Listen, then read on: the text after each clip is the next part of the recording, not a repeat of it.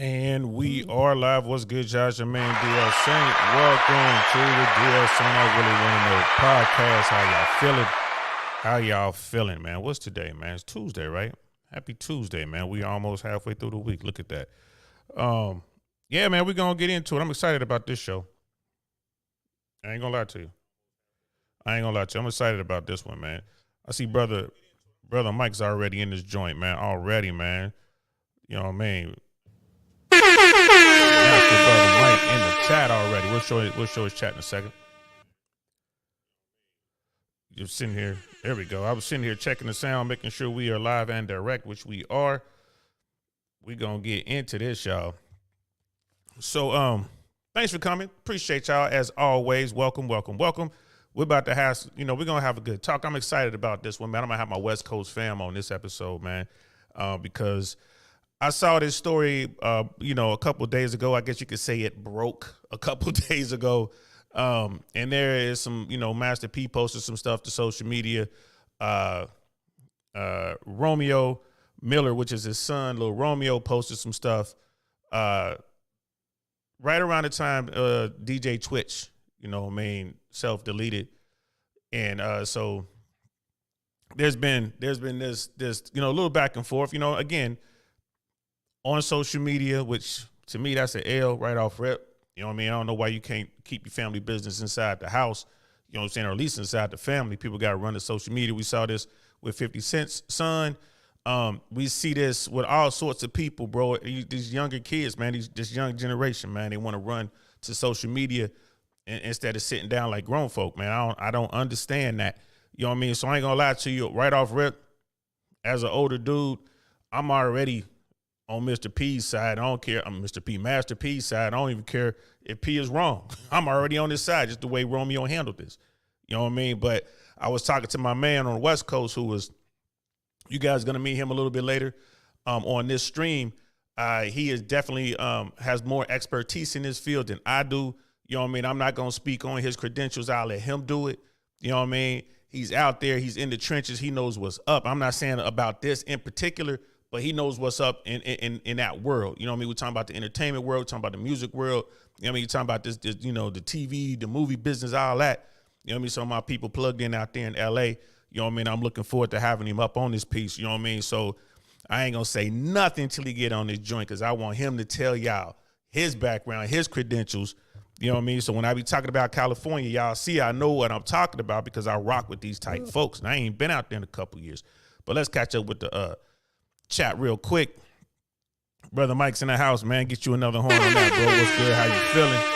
You know what I mean? It's like awesome sauce. Saint, I can't wait. Well, we started. We in it now. We got Brother Rob in the house. What's good, fam? What We Know podcast, man. Go over there, like and subscribe over there. Them brothers be chopping it up. If y'all really want to know, you know what I'm saying, how we think, how black men think in today's world, man, y'all really want to go over there and check out What We Know podcast. Be some excellent discussions over there. Sometimes there be like some debates. Sometimes it get heated.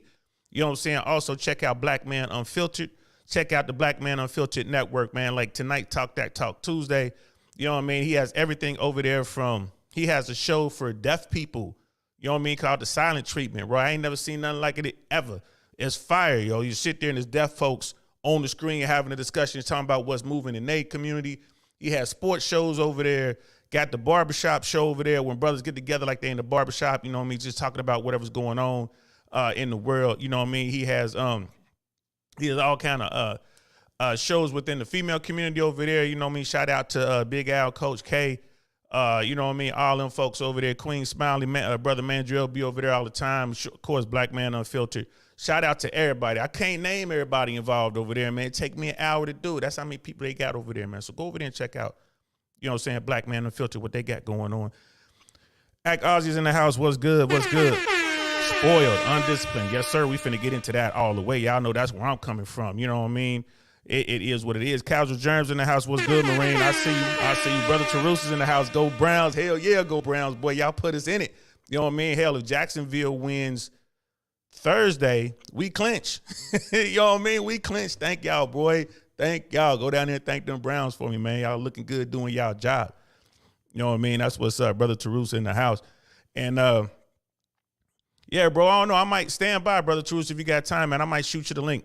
You know what I mean? This might be a good one for you to jump in on as well. Brother Mike is talking about I subscribed already. Yes, please continue. Like, we got to support each other out here in these YouTube trenches. You know what I mean?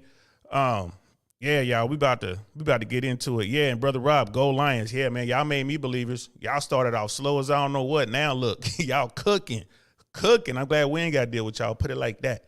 You know what I'm saying? If we meet y'all in the Super Bowl, ain't no love lost, boy. We gonna get right up in that lion ass. Trust me when I tell you. You know what I mean? Trust me. If I hope y'all get there, that'll be a damn good game. You know what I mean? So, but that's another conversation. You know what I mean? I don't really talk a lot of sports over here.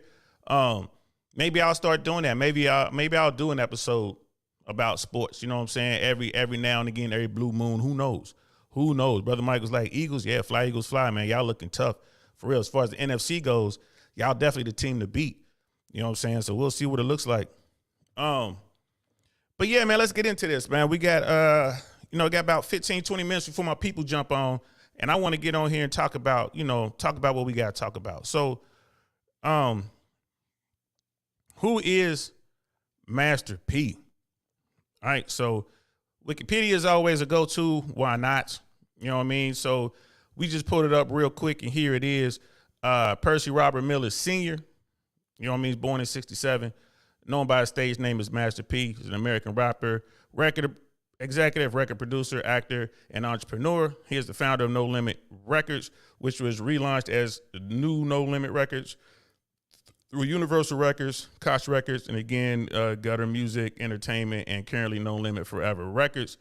He is also the founder, CEO of P. Miller Enterprises and Better Black Television, which was a short-lived online television network. Miller gained fame in the mid-1990s with the success of the hip-hop group TRU, as well as his fifth solo album, Ice Cream Man, which was fire. Y'all don't know what, you know what I'm saying? I'm an old head, so I know all about No Limit, which contained his first single, Mr. Ice Cream Man.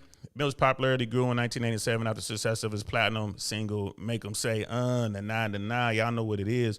In total, Miller has released 15 studio albums. You know what I mean? So, and this is just for folks who really aren't up to speed on who the brother is. Like, the brother's an icon. He is a living legend, especially in the hip hop world. You want to talk about rags to riches? That's this story right here. You know what I mean? Rags to riches, for real. You talk about the hustler spirit. Getting it out of the mud. Ain't no deeper mud than coming out of them walls, bro. That boy's down there making it happen. Dealing with all kind of adversity.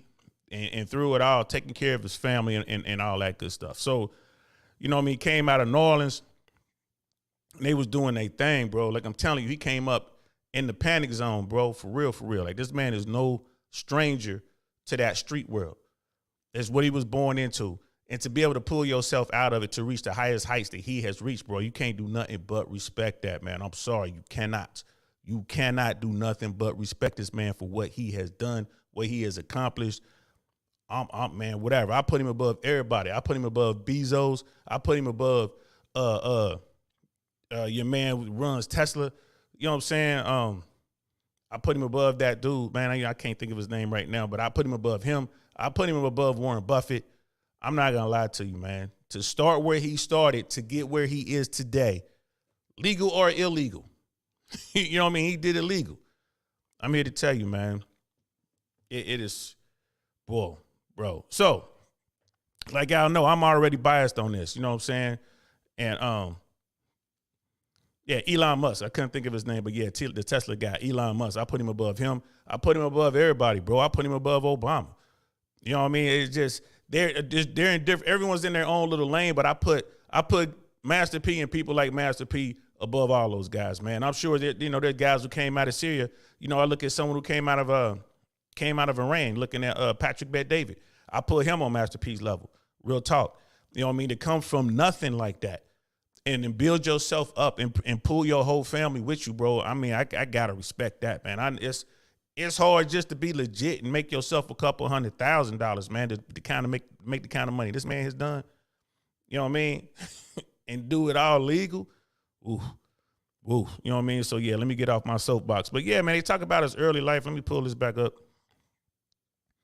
know what I mean? Talk about his early life, you know what I mean? So his music career began in 1989, you know what I mean, to 1995, and he was putting out fire, like, you know. And the thing is, like, when you talk about his music, you talk about his talent, you know, as a rapper and all that. Dude, he wasn't the greatest rapper. He's not like, oh, he's the best lyricist. I'm not saying he belongs in the Hall of Fame of rappers, of artists, you know what I mean? But you know his music, and it was his hustle that got him all the way there.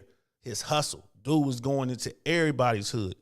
Everybody's hood back when it was dangerous to do so. This guy, like, man, whatever, man. He coming in there, you know what I'm saying, got his product in the trunk, you know, going up to every spot, man, just selling his stuff, bro. I know from Compton to Cincinnati, bro. You know what I mean? From New York all the way down to Miami, he was everywhere in the streets. He was everywhere he wasn't supposed to be. You know what I mean? I saw how he was moving to Cincinnati. My people was telling me how he was moving to Cincinnati. I'm like, what is he doing there? Like, who is this dude, man? Just here, check out his music, though.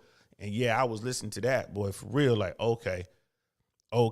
You know what I mean? So now I'm not going to put him on par with, like, you know, like a lyricist like a Jay-Z or a Rakim or, you know what I'm saying, or a Common or a Mos Def. Nah, hell no. Hell no. But when it comes to overall hustle, man, ain't nobody better than that man right there, Master P. It might be some dudes on his level, but ain't nobody better. You know what I'm saying? Ain't nobody better. You know what I'm saying? So, let me get back to that, man. It's just hard for me not to try to get this man, you know what I mean, all the respect he deserves, bro. I know how hard it is out here in this world, man, to see him doing it. You know what I mean? So yeah, man, like, he's done it all, man. Like, see, we came up in the streets doing this thing, man, rapping, doing whatever. And when you listen to his lyrics, yeah, he knew a little bit about the other side of the streets. You feel me? He know a little bit about that work. He was doing that too. You know what I mean? Got away with it, so I respect that. Ain't no, you know what I'm saying? Ain't no cases outstanding. Ain't nobody looking for him. You know what I mean? So respect. Man, also, like, entrepreneur out there just doing things that weren't supposed to be done, from making his own movies to selling his own brands. We talking everything from gym shoes to cereal. And clothing, this man, he had a hand on everything, man. Had to try to took a shot at a network. You know what I mean? Like, he did that. I mean, I got the hookup. Everybody's seen that movie, man. It's the hood is of hood movies. It's the first one he ever did. He just did it. Just kind of fearless dude is going to go out there and just do it. So I got to respect him for that. The man went and did all that, right? Entrepreneur, made it happen. Professional basketball career. Yeah, the bro played in the NBA, man. Like, I mean, it's a story behind it, but he got there. You know what I mean? He got there with hustle and everything like that, man. And then, like I said, writing. He was messing around in pro wrestling, which I didn't know until I got looked into this. You know, film and television, right? Got all kind of controversies and all that, man. Like, he gives back. He gives back to folks, man. He's out there trying to help people, man. So that's Master P, bro. That's Master P. You know what I mean? So, and he talk about his early life, man. He was raised in Central City in the 3rd Ward, uptown New Orleans, Louisiana. You know what I mean? The Calio projects. You know what I mean? He was the oldest of 5 children. He had 1 sister and 3 brothers. You know, a lot of them are artists. People know a lot about their background. I'm not going to get all crazy into it. You know what I mean? He attended Booker T. Washington High School. Anybody go to a school named Booker T. Washington or Malcolm X or MLK, you know you in the hood. It's just point blank period. You know, Frederick Douglass, you in the hood.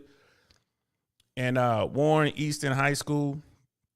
He hadn't played for the basketball team. Miller attended the University of Houston on an athletic scholarship, but dropped out months into his freshman year and transferred to Merritt College in Oakland, California, to major in business administration. So he had a plan early on. You know what I mean? It sounds to me like he had a plan early on. Like, I'm going to take this talent as far as I can, get what I can. Right? And that's like, boom. He's at a D1 school, University of Houston, and decides to go to a school I ain't never heard of. You know what I mean, in Oakland of all places, so he can get this business administration degree. After the death of his grandfather, Miller inherited $10,000. That's Master P, man. His grandfather died. He inherited $10,000 as part of a malpractice settlement, right? Master P opened a record store in Richmond, California called No Limit Records and Tapes, which later became the foundation of No Limit Records. On February 15, 1990, Master P released the cassette tape Mind of a Psychopath with his brother Kevin Miller, who was killed that same year in New Orleans. This increased his motivation to become a successful entrepreneur and change his life and saved his family. So this is I mean, like he started all this, $10,000, started a record store, No Limit tapes, No Limit records and tapes, right? It's back in the day when people were buying cassettes. For you youngins out there, y'all don't know what we're talking about. You know what I mean? I got this CDs and MP3s and all this, downloads or whatever. It wasn't like that back in the day, bro. You had tapes. You know what I mean? When Biggie was talking about let the tape rock till the tape pop, you know what I mean? You listen to your favorite tape until it just snaps. And then you got to go in there like a surgeon, try to repair it with some tape. You know what I mean? Like some Scotch tape. You try to go in there and tape your tape back together because you can't afford the $4 or whatever it is, go get another one. That's what it was like, bro. You know, we ain't had that money, bro. So yeah, and then it goes into his music career and all that. I mean, he's done some big things, man. He's had some ghetto hits, you know what I mean, hits that ain't never gonna change. Like he done made a ton of money in the music business. He done lost a ton of money. Like it is what it is. And it kind of goes into it. I didn't want to get deep into the weeds of what he was doing. But Master P, he had a role in the whole Tupac Biggie thing. And when Pac got out of jail, Suge Knight got him out. And then Pac wound up with Death Row. Not Pac, but Death Row, and Snoop was with Death Row. Master P was in the mix. So when Snoop wanted to make a move, when all the craziness popped off, and Snoop was trying to make a move, he wound up rolling with No Limits. You know what I mean? And they made some, they made some great music, coming over to No Limit. And Master P, if you watched any, I challenge all y'all to go out there and just type in Master P's name on YouTube and just look at all this stuff. He's done a ton of content out there. There are a lot of interviews out there. You can catch him on The Breakfast Club. You can catch him on just smaller platforms at the time. Some of the platforms he was on don't even exist anymore. But he talks about the world. He talks about the hustle. He talks about the game, the music game. He talks about the street game. He's always giving people the best advice ever, man. But no one doesn't seem to want to listen to him. So, but yeah, he was kind of rocked into that as well. So yeah, like there's so much stuff on. I mean, and you see me scrolling through this, right? This is all Master P. No Limit, No Limit Chronicles. You know what I mean? His business career. You know what I mean? When you look at all this, man, this is everything he's done, man. He's had like Foot Lockers. He's been in real estate, television production. Like I said, he tried to start a television network, real estate investment, property management. He's been doing all this, man. P started in the 90s, man. He's been doing all this stuff. He's made some good calls. He's made some bad calls. You know what I mean? He was on the Forbes list at one point. He talks about that, how he'll never do that again. He's like the IRS got all into his business, man. He's like, he'll never do that again, just trying to, look like Mr. Big. You know what I mean? He's, like I said, he's done everything you can think of, right? He was the founder and CEO of No Limit Entertainment. Miller at one point, in what point in time, presided over a business empire that included his conglomerate, No Limit Enterprises, No Limit Records, Bowdy Inc., No Limit Clothing, No Limit Communications, right? He was in like cell phones and pages and all that stuff back in the day. No Limit Films, No Limit Sports Management, No Limit Properties. Let me see, what's that? PM Properties, and Advantage Travel. Miller represented NFL running back Ricky Williams when he was drafted by the New Orleans Saints. However, the deal was rated the worst contract for the player in the NFL's history by ESPN. Hey, like I said, he took some L's. He took some L's. You know what I mean? He ain't going to run from that either. Miller manages the music, film, and television career of his son, Romeo Miller, who we're going to talk about here in a second, as well as the popular star Forrest Lipton and Atlanta rapper Gucci Mane. Miller was executive television producer for his teenage daughter, Clinton Meeks. I don't even know how to say that name, y'all. I'm sorry. Nickelodeon show How to Rock, and the co-creator of Romeo, the hit Nickelodeon TV show that stars his son. Talk about his income in 1998. Master P ranked 10th on the Forbes magazine list of 40 highest estimated income of $56.5 million. In 2013, Master P's wealth is estimated to be $200 million, making him one of the wealthiest figures in the American hip hop scene. It's just a whole lot going on right here, right? So, like I said, he played professional basketball as well. He's still going. Like, look at all this, man. It goes into all this stuff, bro. All this stuff he did. So you have a controversy here. The lyrics of Master P's "Brick to a Million" have been interpreted as internationally disrespectful to rappers Kanye West and Lil Wayne. Master P denied that it was a diss track directed at them. He claimed it was in response to a radio station's employee's remark to his career was over, and that's it. Ain't a diss. I never made a diss record. This is under controversy. It doesn't have anything else. Like, this is the only thing, a possible diss record. Okay. You know what I mean? All right. So, and it talks about his legacy and accolades and honors, and it goes on, gets into his philanthropy and personal life and all this kind of stuff, right? Tragically, he lost his daughter. He lost a daughter to self-deletion, which was bad, really bad. I couldn't imagine going through something like that myself, to be 100 with you. So yeah, and it goes into like all this stuff, right? So what's going on? You know what I mean? Why are we talking about Master P today? Well, his son, which was mentioned in here, Romeo Miller, right? Which is his son. You know, his son went to social media to react to a tweet or I don't know what type of media, but Master P, maybe it was Instagram story or something, but Master P commented on the self-deletion of DJ Twitch, which I didn't cover it on this platform, but everyone I know was talking about it. I didn't know much about DJ Twitch, so I didn't really cover it because I had no ties to it.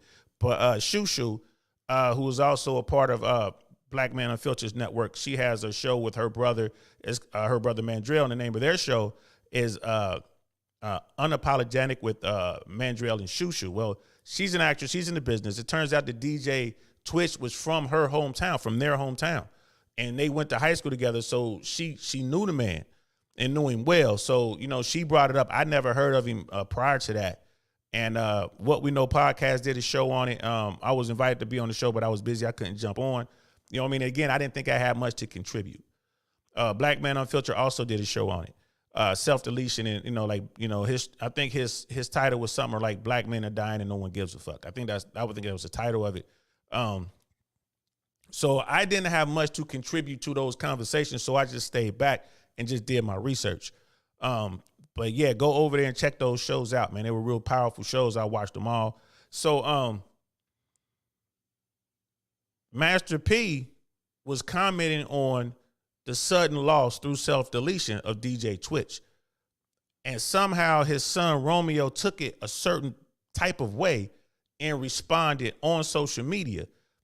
Basically, he's saying he's gonna, expose his dad. He was calling his father out for being bad. You know what I mean? I guess he's saying he owes him money, going into all this other kind of stuff, saying he's broke. It's all a facade. Like he's like addicted to social media, all this stuff that he was saying about his dad. I mean, say what you want to say, but why you got to say it on social media? Why can't you just go to your father? So Master P responded to that. And that's the video that I saw. Master P responded to his son's, comments.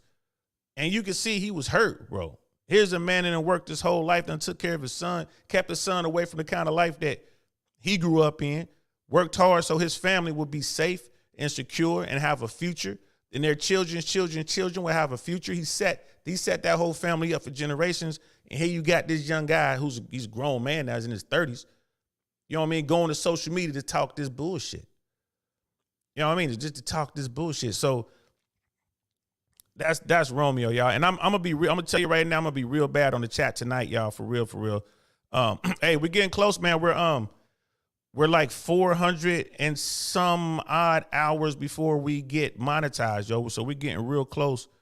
We're getting real close to super chats and stuff like that. So like I said, man, I'm telling y'all right now, I'm gonna be bad on the chats. I'm gonna show every chat, but I'm gonna be really bad at showing it, reading them and stuff like that. I might catch a couple. But yeah, so it's one of those things. I'm just trying to catch up. I want to show all the chats on the stream. And then Brother Ricky's like, what's the deal with Romeo? We're about to get into that right now. Wonderful 34s in the house. What's good, fam? Always a pleasure to see you. Thank you so much for always being there, man. Man, every time I check, I see those donations to the Cash App, bro. I'm telling you, thank you. Every single dollar counts. To all of y'all out there who's been supporting the brother via Cash App, thank you. Real talk. I can't thank y'all enough. It keeps me going. There are days when I don't even want to do this shit. Y'all know what I'm talking about. But I think about it, I'm like, I'm going to do it because I got people who are out there pushing me. So I'm going to keep doing it. You know what I mean? Brother Jason, you know what I mean? Brother Michael, you know what I mean? Wonderful 34. Y'all keep me going. You know what I mean? Sister Candace, y'all keep me going. Miss Globe Girl, you know what I mean? Miss AKA Lady, Brother Hyoka, you know what I mean? Y'all keep me going. I really appreciate it. All my day ones, I'm not going to forget. I'll never forget. And I got Brother Doug, you know what I mean? I got something for all y'all. I'm working on it right now. You know what I mean? So just give me to hopefully by second quarter of 2023, I have something for all y'all. You know what I mean? My day ones, y'all know who y'all are. I really appreciate it. You know what I mean? I see we got a lot of folks who rock with Master P. That's good, man. Like I say, man, that's for anybody who done came out of the hood, man. Anybody done came from the other side of the tracks, but y'all know how hard it is to get up out of that. You know how hard it is. Ain't nothing but landmines and pitfalls trying to get out of that. For anyone who makes it out that life, I tip my hat to you. And I don't care what you doing. You get out that life and you driving a truck somewhere. You driving a bus. You trash man, but you out the hood. You know what I mean? You made it. That is one of the hardest things you're going to ever do in your life. You know what I mean? You should get a plaque for that shit. For real, you should get an award for that shit, making it out the hood and being wise enough to stay out of the hood. You know what I mean? You look at someone like Master P, man. I mean, even Puff, bro. You got to give it to Puff, man. Look at Jay-Z. All of them, man. I don't care. You can get wealthy, super mega wealthy and act like the weirdos from Hollywood. You know what I mean? You could do that, but I want to see that too. You made it out. I want to see that too. So many of us don't make it out, man. Look at Biggie. Look at Pop. Look at Pop Smoke. You know what I mean? The list goes on and on and on. Look at Takeoff, man. It goes on and on and on. You make it out and you stay alive, bro. To me, that's the biggest win ever, bro. The biggest win ever. Speaking of day ones, last call for insight. You know what I mean? Thank you so much, bro. You always there with this financial support, man. For real, for real. Thank you so much, man. We're going to continue to grow because of, you know, like brothers and sisters like you. Brother Terrell's, man, I feel for Romeo, only way to get your father's attention is to get on social media where he's peer pressured to respond. Yeah, Terrell's, man, I'm about to send you a link, man. But don't jump on until I tell you, bro. I'm going to send you a link right now because we going to have to get your ass on here. You know what I mean? Because I'm definitely on the other side of that. And like I say, my fam from LA, they're going to be jumping on here pretty quick. So, excuse me, I just gotta send this real quick. I need a producer. I can't wait till we get to the point where we're bringing in enough bread where we can spread it around the community and have the producer and everything else, man. You know what I mean? Come on, man. I know I talked to you. My bad, yeah. I'm going through. Y'all know how it is when you're trying to find someone that you've been texting, and here you go, and you like, wait a minute, I know I done text you recently. So, and yeah, y'all forgive me, y'all. So yeah. Brother Terus, I sent you the link, man. Don't jump on right away. I mean, or if you do, you'll just be in the back for a while. You know what I mean? I'm going to bring you up after my people from LA jump on. But I cannot disagree with you more on that, bro. I don't think that's the only way he could have got a hold of his father. I really don't. I could be wrong. Brother Viking Paradigms in the house. What's good, bro? As someone that had to kick his own dad out when he was 19 due to his drinking, this is just sad to me. Right, bro. This is sad, man. Like this story, it is what it is. You know what I mean? It is what it is, bro. Brother Ricky, yeah, we about to get into all this. You know, Brother Doug's in the house. What's good, fam? Driving and listening. Thank you so much. You always listening. You know what I mean? Always supporting. Appreciate that. You know what I mean? So let's get into it, man. Like, okay, who's Little Romeo? Who is this dude, right? So we already know this is one of Master P's kids. You know what I mean? Master P's son.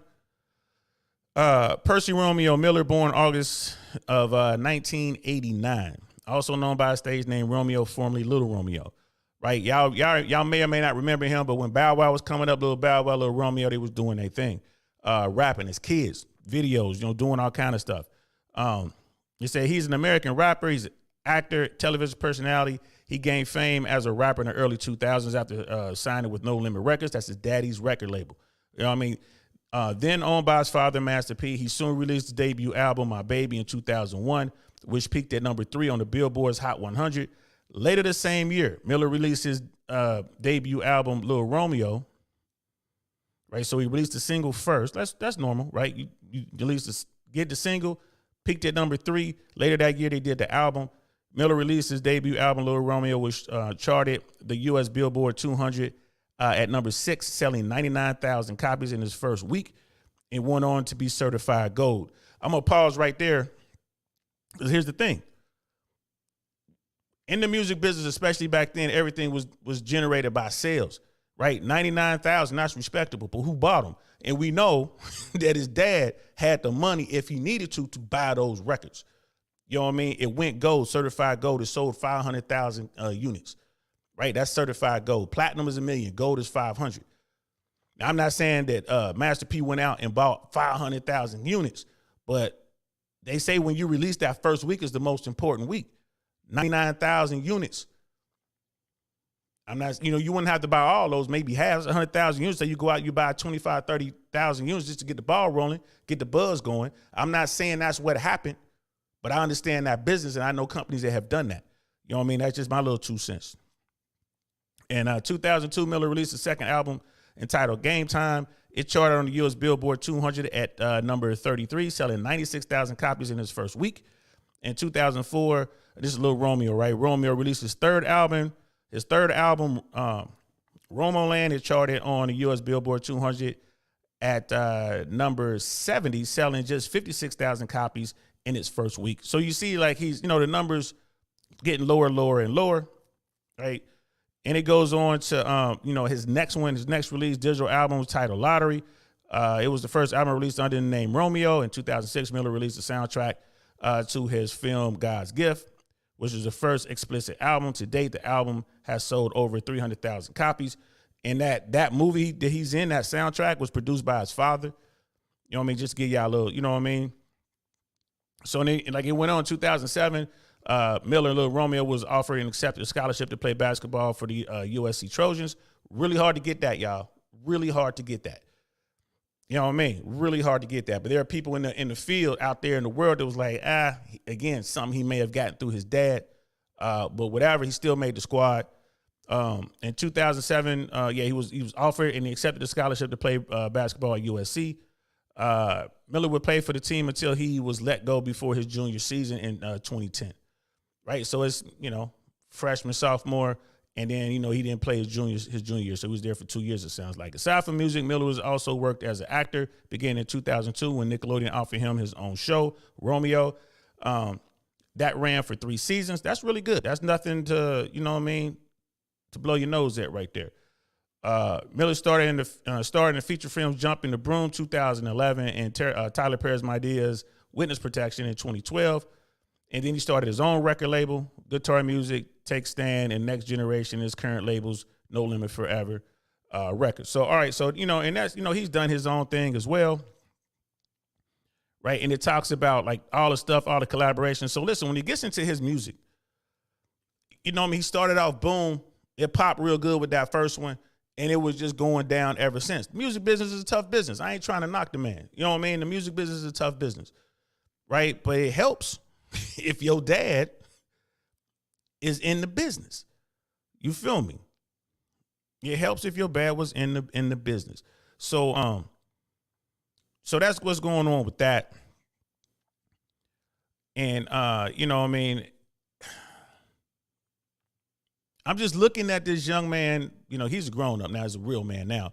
Just looking at his bio, and it's like, bro, would he have gotten this stuff if his father was Master P? You know what I mean?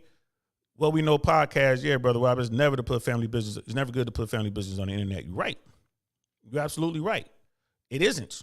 You know what I mean? That's don't do that. But this is how this young generation works, man. A guy's like 33 years old, and I'm calling him a kid because he's making kid moves, man. He's moving like a kid. He's moving like a child. You know what I mean? In my opinion, that's just my opinion. I think my people might have a different opinion. They're going to jump on here pretty soon. I think they may have a different opinion. But I'm not feeling it, bro. I'm not. I think that's a bitch move. You know what I mean? Linwood, welcome, Linwood. Never seen before, but thanks for coming through. Appreciate the chat. You don't know what kids going through. A lot of so-called attempted parents are not the best parents, and they did not do anything of constructive value to teach their kids to be better. Real talk. Real talk. Being a parent, like I say it all the time on this platform, hardest job I ever had in my life was being a parent. Most rewarding job, toughest job, most frustrating job. You know what I mean? You do what you can. But you can, the thing is with this particular guy, it's all right there in front of us. Like it's all right there. It's right here. Wikipedia. Like it's all right here. You know what I mean? Like you can see what's going on, and everything in his bio is tied to his dad, or his dad has some influence. If it wasn't direct, it was indirect. Everything in his bio. Like even the acting stuff, man. Like, you know, like, hey, Dad, I want to be an actor on a TV show on Nickelodeon. Master P, being one of the wealthiest entertainers on the planet, can still make a call, even if it's just a call to his agent or a call to his manager, and they can make the calls to Nickelodeon. That's how Hollywood works. It is what it is. I ain't mad. You know what I'm saying? If I was Master P's brother, bro, I would definitely got me a legit shot at Hollywood. Writing, directing, producing, acting, something. I would have. That's just how it works. What you do with that is on you. You know what I mean? So I wanted to talk about the basketball career part. I want to talk about that. I'm gonna pull this up again, y'all, because I'm having some technical difficulties. But I wanted to bring up Romeo's basketball career part right here. You know what I mean? So here's the thing. Miller played basketball as a point guard for 1 year at Windward High School before he transferred and became 3-year starter at Beverly Hills High School, right? He's in Beverly Hills High, bro. Beverly Hills High School, 90210, bro. He's over there. That's one of the best high schools you can go to. You know what I mean? Dude, I've driven by there a million times when I lived in LA, man. Little known fact, little factoid, they have an oil derrick right there on the campus. Yeah, it pumps oil. You think I'm lying, look it up. You can see it when you're driving down the street. When you're driving down, I believe that's Santa Monica. You can see it, right? Just letting you know. Beverly Hills High School has its own oil pump. The derrick, the oil derrick. That's where Lil Romeo went to school, bro. Right? So he played there as a junior during 05-06 high school season. He averaged 13.9 points and 5.6 assists per game. As a senior during his 2006-2007 high school season, he averaged 8.6 points and 9 assists per game, right? These are the numbers when he was in high school. These are the numbers, right? Look at that picture right next to it. That's him in a USC uniform playing at the next level, right? Right. So the summer 2006, he was invited to a Reebok-sponsored ABCD camp. It's a basketball camp, and it's basically invitation only. This is where the best players go, right? People like Kobe Bryant, Stephon Marbury, Tracy McGrady, LeBron James, Carmelo Anthony, right? This is where they go. You only get an invite to this thing if you know what I mean, top 1%, right? When you're talking about high schoolers. Right, so surrounded by future NBA players such as O.J. Mayo, you know what I mean, Derrick Rose, Kevin Love, right? Miller averaged less than 2 points a game and struggled through the camp, right? So the director of the camp, he explained that he invited Miller to the 2006 camp primarily as a favor to Percy Miller, Master P, Romeo's father, right? Whom he knew from the club basketball circuit. If you're looking for a profile of an athlete who plays basketball at USC, he's not it. And he's talking about Romeo. So right off rip, he got invited to the best camp for the best basketball players at his level at high school, right? Not based on his talent. We just reading his stats, man. Those are the numbers based on who his dad is. Bro, it's right there. It's based on who his dad is. It's cool. I'm not knocking it, bro. I'm glad he got in there. He still had to make the team. I'm glad he got in there. You know what I mean? He got in there. But if Master P wasn't his father, would he have gotten in there? That's the question. Would he have gotten in there? Right? So here it is. And it's like, despite all that, on April 13, 2007, Miller verbally committed to University of Southern California, that's USC, and signed a letter of intent on November 19th. According to the Wall Street Journal, the decision to grant Miller a full scholarship at USC was largely driven by his relationship with friend and teammate DeMar DeRozan. an All-American forward who was rated as the #5 prospect in the country on scout.com, and his father's influence. Those are the 2 reasons he got the spot, bro. He got the spot because his homeboy was the number 5 rated high school basketball forward in the country, and his dad. Again, I'm not mad. I don't have a problem with that. You know what I'm saying? Rock that, bro. Rock that. It's like being the coach's son, bro. If that's gonna get you the starting spot, it gets you the starting spot. I ain't tripping. It's gonna get you in the USC, a full ride. Y'all understand how much money it costs to go to USC? Bro, that's paper. That's paper. You know what I mean? So, but that's why he got the offer. You know what I mean? I'm just trying to find my space.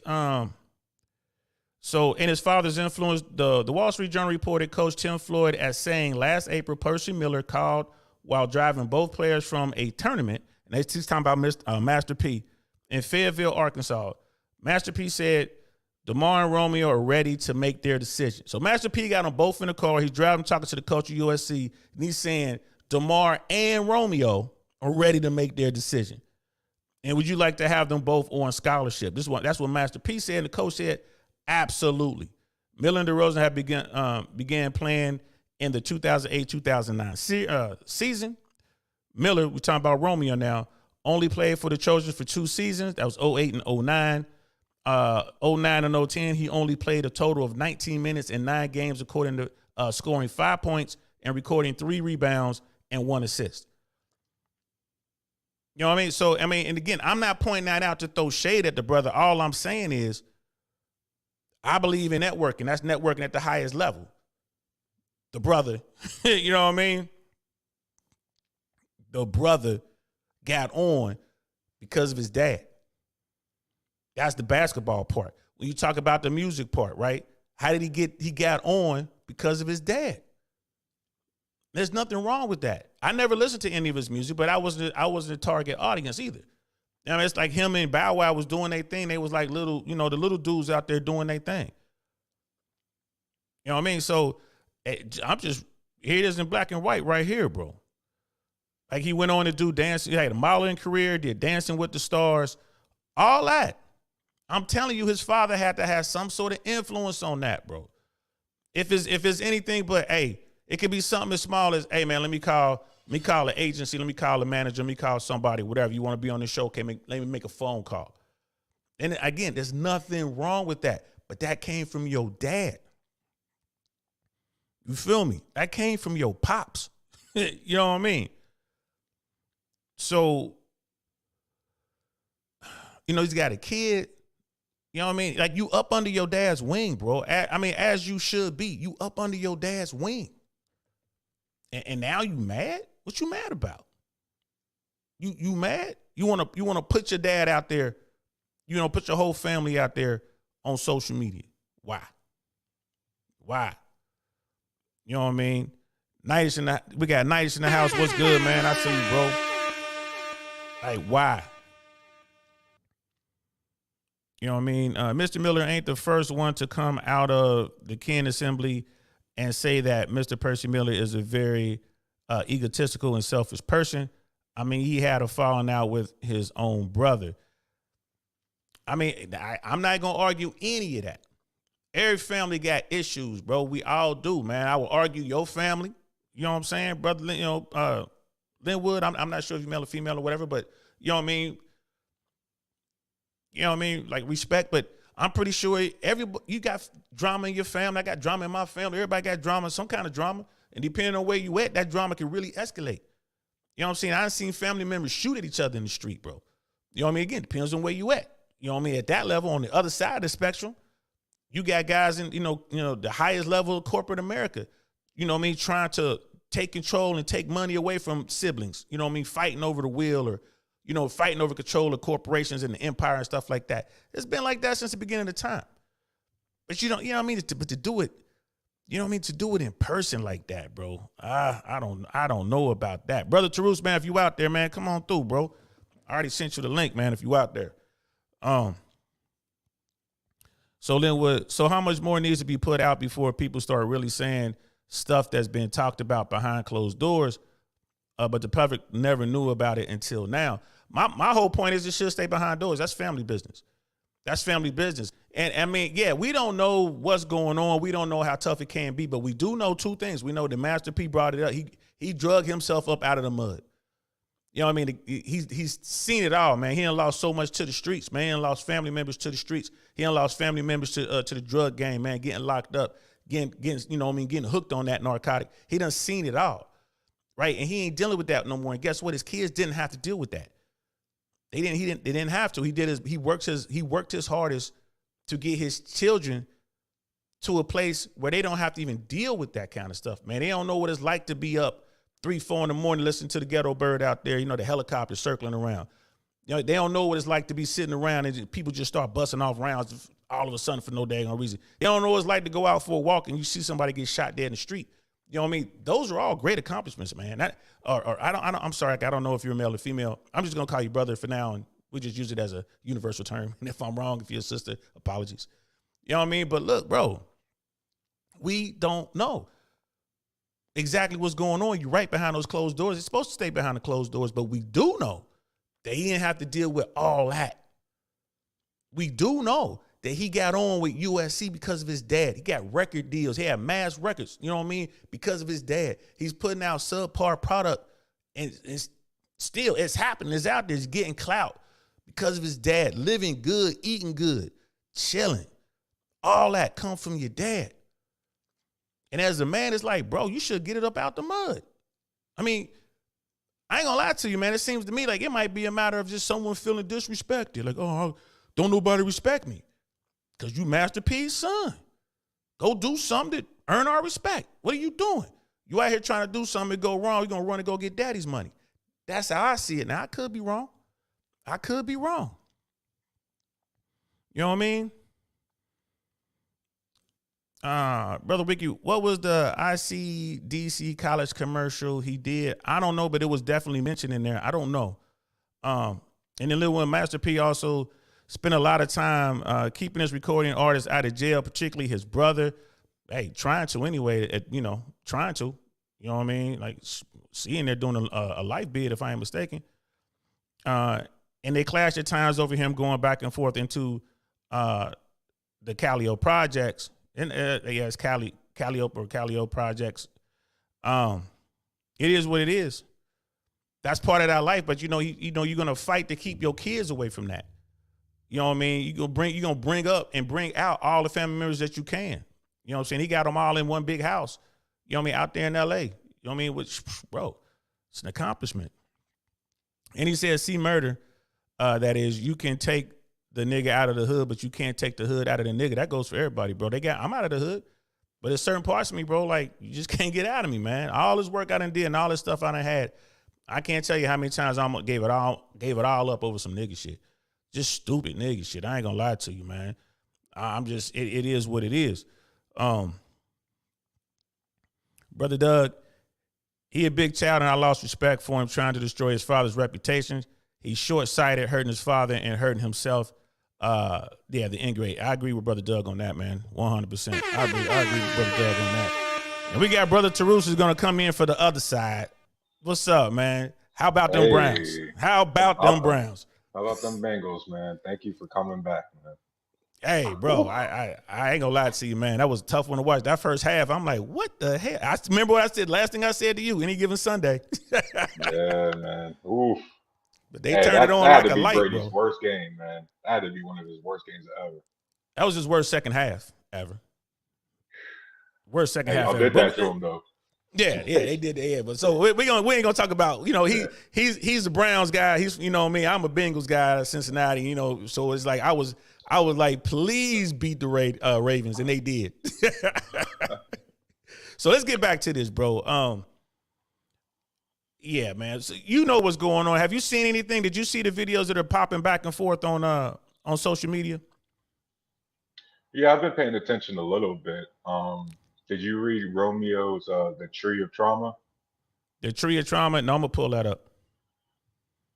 You didn't read that?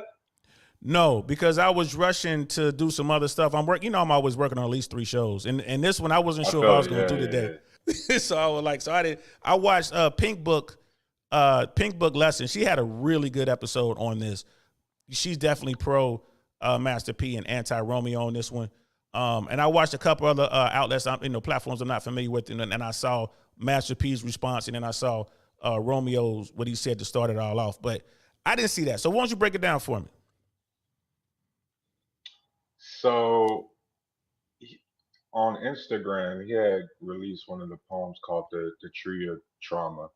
And that's what started leading to people believing this had more to do with money and less to do with, like, I guess, family drama and bickering. But Okay. when I read this, and you know, with a father in my life, a dad, you know what I mean, I still read this as like, dang, I really felt this, because the only way he felt he can actually get his dad to hear, not just listen, hear what he had to say, was to hop on social media, because dad only seems to give you credibility if other people got their name in your mouth. That's a fucked up reality, man. Like, dang, man, I can't imagine growing up in a household like that. That's But crazy. is it a reality or is it a perceived reality? Yo, he put his son's face on a bag of chips and didn't give him a dime of that? That's crazy. Okay. Like, how do you not have their account set up? And it's like the moment they 18 or 21, it's like, here you go, son. What he basically, when I looked through the finances and I looked at the net worth, basically what Master P been doing with his kids is giving them an allowance, even though he's been profiting off of their fucking career.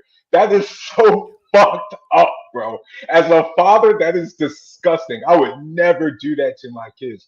If my daughters are fucking out here and I actually gave them the ability to go make bread, you better believe the vast majority of that money is going to them.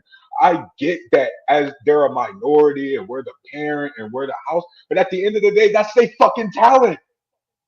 That's their face. That's Romeo's face on the bag of chips. And you telling me you got your son on a fucking allowance, basically?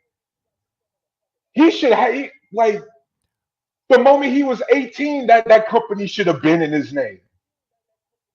Like, oh, I'm sorry, man. Like, I just, again, I get why, this is why I respect you, DL, because I like that what you did when going through his Wikipedia was, hey, let's give an understanding, a quick review of who Master P is, the kind of life he had to come through, and everything like that. And I respect that. But two things can be true. He really made it out the hood and made for himself, something for himself, and he was a shit fucking dad. Okay. You ready for the pushback? Yep. You ready for the pushback? All right. Strap in there, Airborne. It's about to get scrappy. Listen. Hey, I'm a leg. Remember, I ain't got CTE. Let's go. Yeah, but y'all all sang about us, so I'll go ahead and I know, man. That's the best cadences. Not gonna lie, not gonna lie. best cadence in the world. He's singing about airborns, man. Singing about them airborne rangers, them paratroopers. But here's the thing. I'm hearing you, bro. And both can be true at the same time, like you say. Master P lost how much money on his son's career, right? From that first album up until the last project. Because ain't none of that shit make bread, right? None of it. That's the first part. Second part, if he wasn't his son, you talk about their talent. There was no real talent there. The talent was propped up by the dad's hard work. So again, I don't know the ins and outs. I haven't seen the books, but we read the numbers. His best album was the first album. He was a teenager, right? I guarantee you, No Limit wrote all out them losses off. I guarantee you, there was millions of dollars lost on that album, guaranteed. And I will also guarantee, I'll bet $10 to a donut that Lil Romeo never had a successful project. And what I would offer is that when he confronted his father about this, and his father did talk to him because he loves his son, when he confronted his father about it, when he finally got some balls, some cojones, I want my money. His father probably said, well, look, man, hey, go over there and talk to Adam, and Adam gonna show you the numbers. We still got the books on your money. Go look at it. man, you owe us X amount of millions of dollars. And then when you do that to some people, especially people who have been coddled, especially people who are privileged, they start fucking crying. Because at that moment, they realize they ain't did shit with their life. They ain't did nothing on their own. And they got all these leeches hanging on them because that's Master P's son. And he ain't happy with him. That's what I would submit, my brother. He ain't happy with not his dad. He's not happy with himself. He's not happy with the man in the fucking mirror because he ain't did shit. That's what I would say. So yeah, his face is on the food or whatever. His face is on the product. Shit, man, let's try to recoup some of this money. At the end of the day, it's a business. Yeah, and I think overall he profited far more off of Romeo than he lost. I mean, that's an absolute fact. I would say just looking at I would say that he lost more money than he profited on Romeo. Absolutely. How many videos did bro? Absolutely Think about the videos. Think about the videos. Bro, Romeo was up there with Bow Wow at the time. You remember they were almost like head to head at that moment. I was a teenager when them two were going head to head, bro. You know how much Romeo was pulling in bread wise? Hold on now. You know what I like to do over here? Let me push a button. Let me push a button. You know what I like to do over here, man? Let's put it through the old think tank. Arch. Nothing gets past the old think tank. Nothing. Let's put it through the old think tank. I remember that. I was an old dude, but I remember seeing Romeo and Bow Wow doing their thing and all that. But I also remember seeing the Lamborghinis. I also remember seeing all of the RMs and the chains and all that. I also remember seeing the videos, and I'm talking about Romeo, right? The best project he ever did went gold. Real quick, how old was he at the time? Oh shit, man! I moved the page because I wanted to pull up this tree of trauma thing. But he was a teenager, man. He was like 14, 15, 16. He wasn't even that old. Right. So 14, 15, somewhere in there. His well-being? But no, I'm not. But here's the thing: I'm not even talking about his well-being. We know his well-being was fine. The boy's living with the Beverly Hills High School, bro. We ain't worried about his well-being. But let's talk about this though. Let's talk about the money invested in the videos for the single, and then a couple videos that went with the album. Let's talk about that. Gee, we all know. Why are you guys so focused on the financials? Because you brought it up.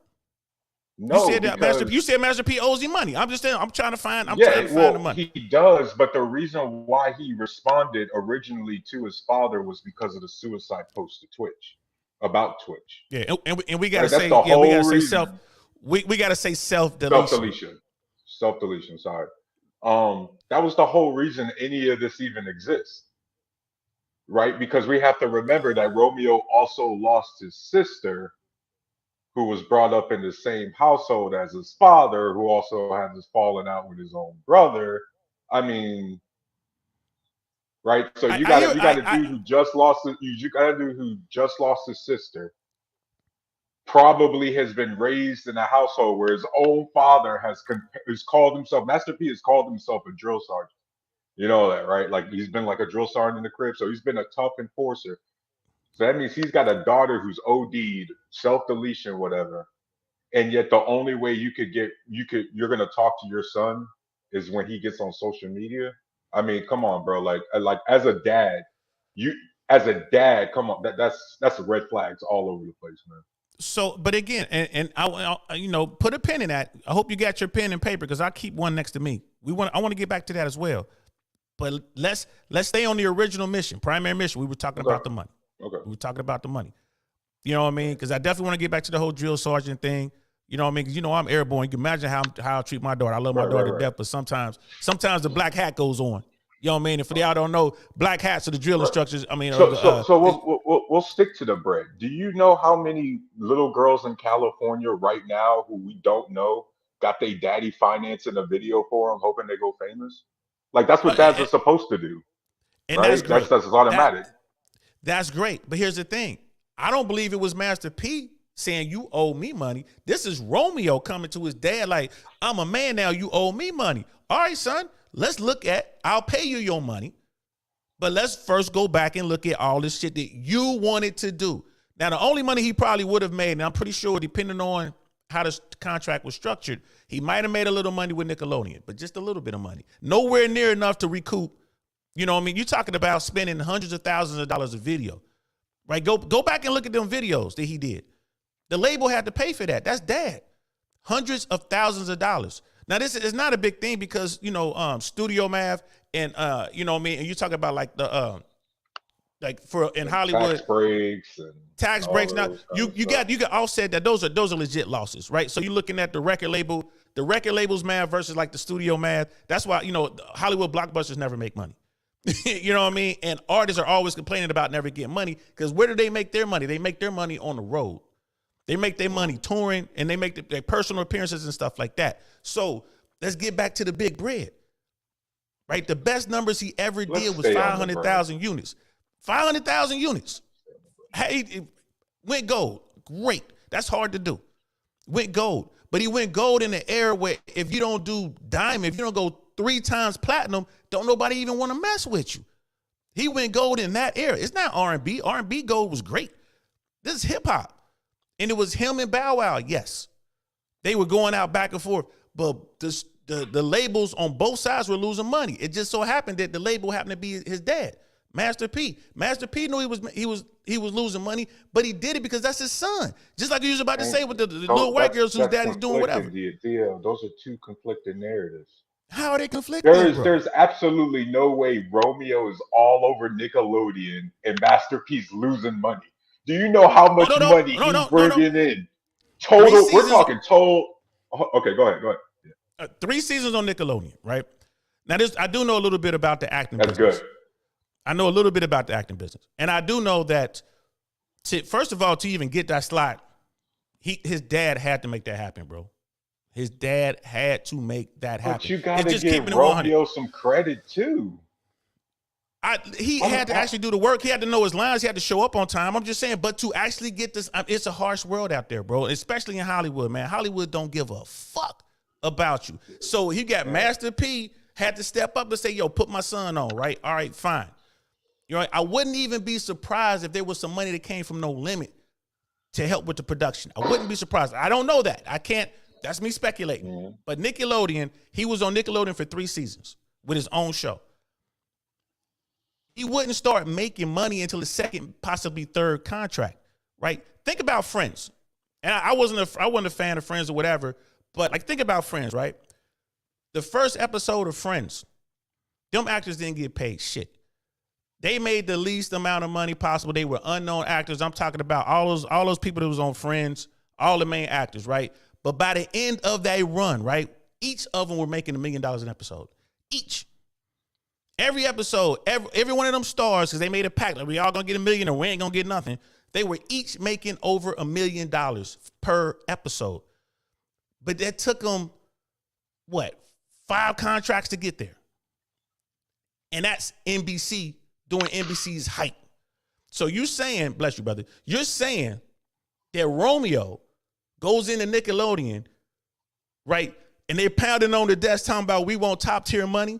This little kid, that's not going to happen, bro. And he was only there for 3 seasons. He wouldn't even get an opportunity to ask for more money until he got into like seasons 5, 6, 7, right? And dude, go back and look at Raven-Symoné. She wouldn't make it. And how many shows did she do? She didn't start getting that bread until towards the end of her run, bro. That's just how it works. Right. Oh, okay, but first off, they was making a net positive with Nickelodeon. Because again, who was making a net positive?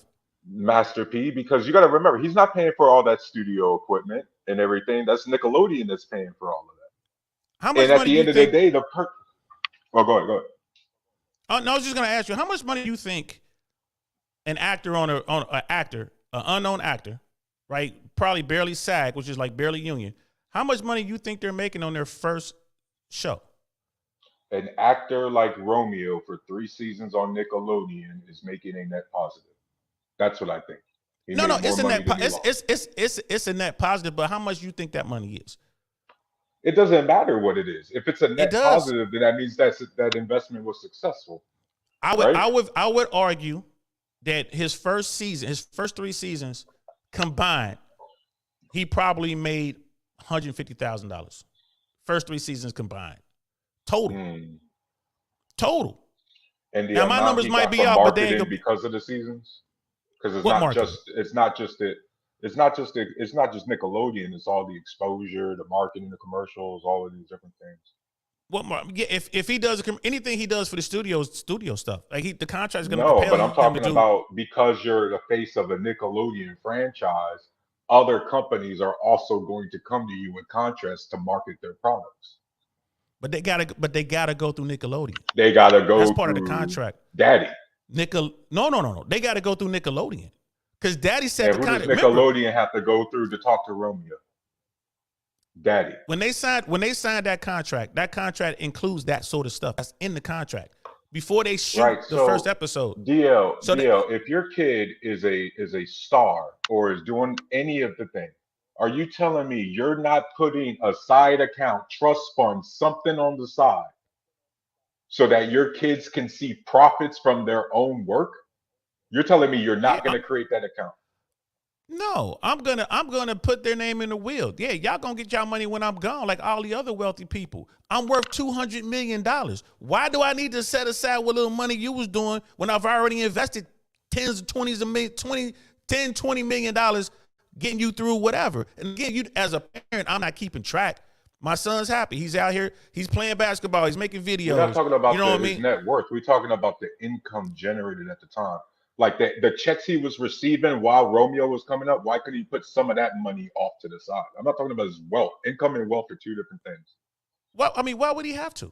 But okay, let's go. Let's go with your scenario. He puts that money off to the side. At what point would you give that money to your kid? 18 or What 21. age? 18 or 21, right? I'm playing devil's advocate here. Let's say that Romeo made off of Nickelodeon 300. Let's say he made $100,000 a year for 3 years. Say $300,000, which I don't think it was nowhere near. I don't think it was nowhere near that. But let's just say for sake of conversation, that's what it was. $300,000. And at age 21, he gives it to Romeo. What's gonna happen to that money, my brother? Who knows? We know it's gone. Why? Because he's on social media mad at his daddy. It's gone. If he gave him the money, which, hey, he ain't saying shit. What if he did? Or here's another thing too. His whip, his housing allowance, like he said, he gives them allowance, all the money, all the opportunities, right? Yeah. Dude, I know people who are worth billions of dollars. They get allowances, my friend. They get allowances. I've met billionaires. They get allowances. Billionaires who get allowances from as adults from their parents. As adults, from the trust, because they're from their trust that was started by the parents. Yeah, the trust is fine, but I'm talking about like directly from the parents. How many billionaires you know that do that? First of all, I only know 2 billionaires, right? And like the first one, self-made money. Well, how many he's grown up. You know what I mean? All the millionaires, they don't even do that shit. They just take care of all their kids' stuff. They give them a credit card. Like we talking about guys who are like, 50 million and up annually. They just get their kids credit cards and they just pay the bills. And when something goes wrong, they shut the credit card off. And that's when you get those calls. But daddy, everybody has a Lamborghini. Yeah. All I'm saying is this. I ain't gonna lie to you. I pulled up this trauma tree thing and all this, man. I ain't gonna lie to you, man. This sounds like a man who looked in the mirror one day and realized his whole life, everything he's ever done is tied to daddy. And he's looking around at the people and like now he realizes why nobody respects him. You know what I mean? You want to sit down and hey, come on, have a meeting with me. I ain't having a meeting with you, bro. Bring me to your dad. I ain't talking to you, cuz. Bring me to your dad. How many years can you listen to that before you start to feel real animosity? And then you got people who break the numbers down. I guarantee you it was somebody in the family was like, bro, you owe your dad 50 million plus. But my dad, I can't talk to him. He treats me like a drill sergeant. Sounds like a dad to me. You know what I'm saying? Like he's teaching you how to be a man. And it sounds like you never got there. Did he? See, this is where it gets dicey, and this is where I was getting back to because, right, we keep attaching fathers in the checking account to bonding moments and being an actual dad. Because what I got from the poem was the only thing dad seemed to actually pay attention to was anything related to finances.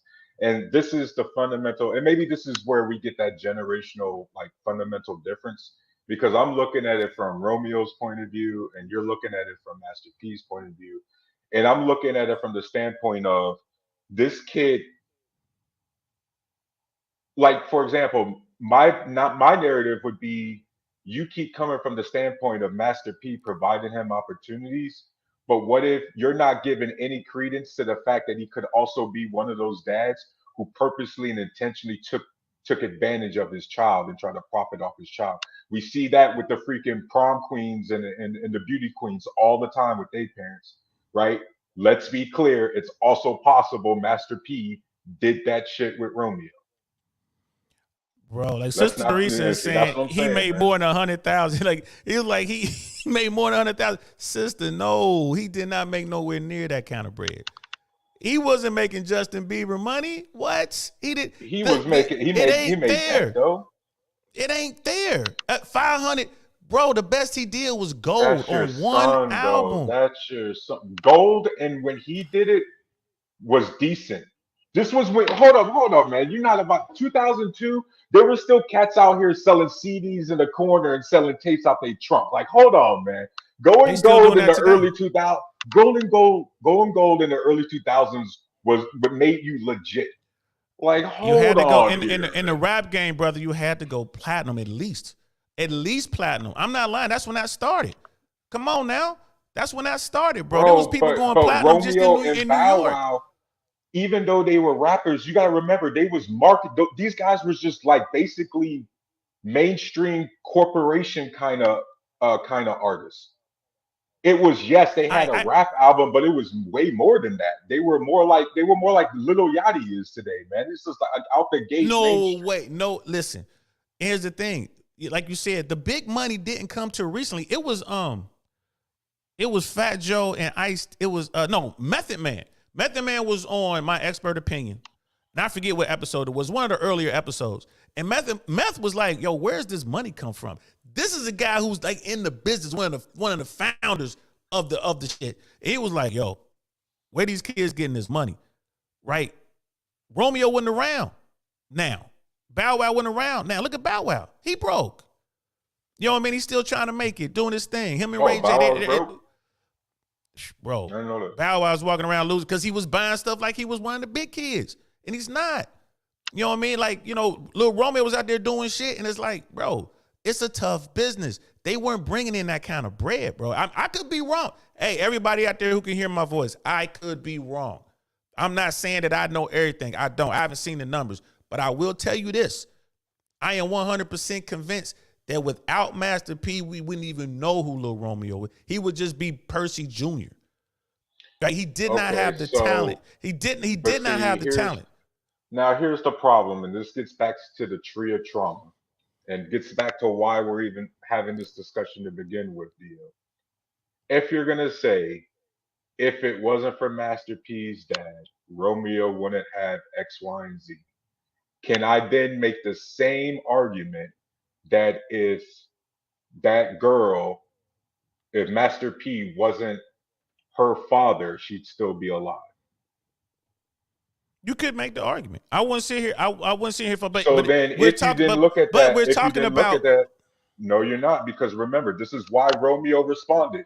Mental health. This is why this issue is even a thing, because Romeo felt like his dad was being fake as hell, responding to the situation with Twitch. Meanwhile, he already had his own issues going in his own household. It was probably absent as hell. This is why this is a whole topic, DL. It's got nothing to do with money. Money might be a side thing here, but the overall thing, remember, we got a death, we got a deletion in the family, and we got a common denominator, and it ain't Romeo. Things Bro, are like I sometimes things are way more. Sometimes things with children and dads, bro, goes way past finances, dog. Like a lot of the arguments you guys keep making are things that, like, am I just a credit card machine? Like the and things like my P kids said talk that. about with me got nothing to do with bread. You know what I mean? Master P said that. I'm not just an ATM machine. You know what I mean? So there's a lot to that. And here's the thing, and I would push back with this, my brother. We're both fathers. Yeah. We both have daughters. As well as we think we are doing, can we foresee our daughter's future? Hell no. No, we Hell cannot. no. And even You know we someone can. with Master P's reach, and even someone with Master P's money and his success, and he knows what we know. You know what I mean? We ain't too far removed from the way he grew up. Come on now. You know what's going on down in Facts. Yeah, Cincinnati. I know facts. what's going on where you at. You know what I mean? Ain't too far removed for that. And if his daughter could fall victim to that, you know what I'm saying? That's why I say that's a little different, bro, than what we're talking about right now. I will accept that is part of it. There is grief in there. P lost a daughter. Romeo lost a sister. There's grief in there. But there's also the compound that grief is you feel helpless. And this is me trying to get in Romeo's head. He feels helpless. Yeah. Why? Because he ain't did shit with his life. And every time he tried to do something with his life, daddy had to bail him out. You know what I mean? I even wrote myself a little note about that. I'm like, is Romeo mad he's not Black Trump? Right? Because think about Donald Trump. His daddy got him out of every scrape he got himself into. And the one time his daddy controls the finances, who else is he supposed to go to? This is what himself right there. Can I stop you right there? Who else is he supposed to go to? Yeah. Himself. Just like you. Right. You built what you have. I built what I have. Don't matter. I don't know who your parents are. You don't know my parents when are. It was built. That's the whole thing, bro. He was a kid when it was built. He was a kid up until 18, owns bro? all the shit. Okay, that's fine. What did and you that's start what I'm with? saying, DL. I guarantee you, if you was in DL, I know you already, just in a short amount of time, I know you would have been putting money to the side.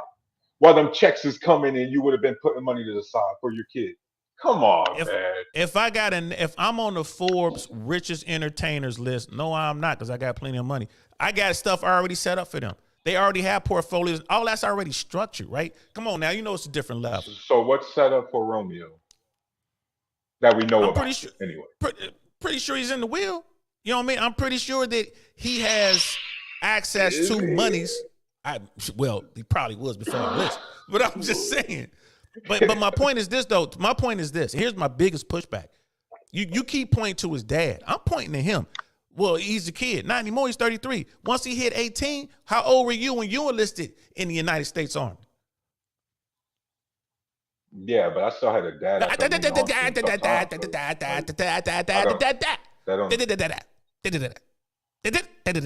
How old were you when you enlisted in the United States Army? 18. So was I. What's wrong with Romeo raising his right hand? Huh? Man, I'm not raising my right hand even if I got a full scholarship to what, USC? Come on. But daddy gave you that. Daddy gave you that. Here's the thing. I'm just saying, what's wrong? Man. He didn't have to raise his hand at 18. That's not a knock on fathership, though. That's not like something I look at like, Dad, why couldn't you get me into USC? Like, I don't look at it like that. What? Bro, all I'm saying is this. And y'all, I dropped the link. If anyone wants to join in, I dropped the link, y'all. You know what I mean? Be respectful, cam up. You know what I mean? Especially if I don't know you, you're welcome to come join us. Please, we want all aspects of this. We do. So please feel free to come through. If you see someone that's not cammed up because I know him, say again. Would you, I got to ask you this. Would you rather if you were to put yourself in Romeo's perspective, would you rather all of these, let's say, material opportunities, or your dad actually showing up when it matters the most throughout your life? And then you just had, lower middle class, normal everyday life. I can tell you right now, as a guy whose parents weren't able to show up when you wanted them. Like, they weren't there at your first football game. They weren't there the first time you played a solo. They weren't there when first time you hit a base hit or whatever, stole a base, whatever. They weren't there for your highlights as a kid. But my parents had to work, bro. They weren't married. They were in the same house. They had to work. They tried. They would want to be there. They would explain to me why they weren't there, whatever. What you're asking me is really difficult because I don't know what it's like to have that kind of privilege. You know what I mean? No disrespect to Romeo, but he was raised with a silver spoon wedged in his fucking mouth. I don't know what that's like. You know what I mean? But I do know this. Right. After his first 2 years at SC, daddy's influence couldn't help him anymore. He got cut. He could have raised his right hand in. He could have. He could have came with a plan. Now, from that standpoint, Dio, you are absolutely right. There's a lot of things. At that point, you're grown. You got to start. And you have at least access to other opportunities. You got to start being able to build something. I will give you that. Be a fucking I'm man. just And here's simply saying it seems like he's reaching out like from the heart. You know what I mean? that's fine. Less about the And bro, I ain't mad at that. But don't do this shit on social media. That's my problem. I wouldn't care about none of this. That's if I was sitting down with Master P and we talking about some sort of deal, maybe trying to collab on a movie or something like that, and Romeo bust in crying, talking about Daddy, you ain't never been there for me. I would just excuse myself and let them handle that. Close the door and let them handle that. Right? That's For what sure. I would do as In a a grown perfect man, world. and in any world as a grown man, right? As a father, as a fellow hood nigga, I'm like, yo, bro, P, you got to handle that. I'm gonna go ahead and close the door. You want me to tell anybody to come in here? You know what I'm saying? I'm looking out for the brother. Like, man, I understand this family business. Let me go ahead and close the door. You know what I mean? The problem I see here, you know what I mean? This guy wants sympathy points. I don't know. This play makes no sense. I'm gonna take this to the world. This play makes zero sense. What are you looking for? Sympathy? You know what I mean? He might want to go holler at Brother Tarush. You want some sympathy? I ain't got shit for you. You know what I mean? Be a fucking man. That's my whole thing. Hold on, Dio. Do you imagine what you just said? Go to Tyrus if you want some sympathy, because, hey, son, you ain't going to get it from me. You ain't getting it over here. Not after you 18. No. You're a grown-ass man now, bro. You're grown, especially if you coming at me like that, man, because I'm going to be like, man, listen, I'm going to let you, here's a handkerchief. Get yourself together. Come in here and sit down when you're ready to talk like a man. That's part of the process. You want to know what? But what if he did the process, DL, but the only way he finally got this man to respond was through social media, which is exactly what he said in his Tree of Trauma. And here's the thing, Master The P. only way to get Dero Dad to say anything was to hop on social media. So basically, DL, whether it's right or wrong, whether Romeo had more options or not, in his shoes, he felt like he was left with two options. He could either A, continue trying to keep it behind the scenes and not get any progress, or B, respond on social media to one of Dad's posts because he knows he's going to respond because it's in public. Because Can at I give least you I a got C? a chance now of it going. Can I give you a C? Can I give you a C? What's the Here's C? the third option. Here's C. You can walk the fuck out like a man and build your own fucking empire. That's the C. That's And the then C. so then if Romeo self deletes himself, that's two kids of Master P. What will DL then say about Master P's fathering skills? Was it a Hey, success? it didn't work out for him. That's too bad. But here's the thing, though, bro. We can't be But he's responsible still for a another grown legend. man's action. I can't be. He's a grown ass man. Go out there But I can and take deal some with it. responsibility for my own son, though. I can make Dude, sure to get him good. go out there. Master P might think, you know what? I took too long. You know what I mean? I did it the wrong way. I should have made him work harder or something like that. But hey, we got you about to be flanked, bro. We got somebody waiting to come up here. You about to get flanked, bro. Ladies and gentlemen, there he is right there, I know I'm man. about to get it. JT, Yeah, What We Know podcast is in the building. Man, JT coming in with Lions energy too. Wins line. I know I'm about to get it. Hey, look, before we get going though, Miss Globe Girl's in the house. This is my favorite sailor. I got some of her stuff saved. We're gonna try to highlight at the end of the show. But look what she said right here. What the fuck is this Tree of Trauma bitch ass shit? That is my people. Miss Globe Girl ain't here to play, boy. Hey, really get some, baby. Get some. Get some. That's them right there, man. But for real though, brother JT, we gonna give you the floor, bro. Since you just jumped on here. Can y'all hear me? I'm good. You sound good, bro? man. You sound perfect, man. What's happening, brothers? What's going on, Taru? Hey, man, listen.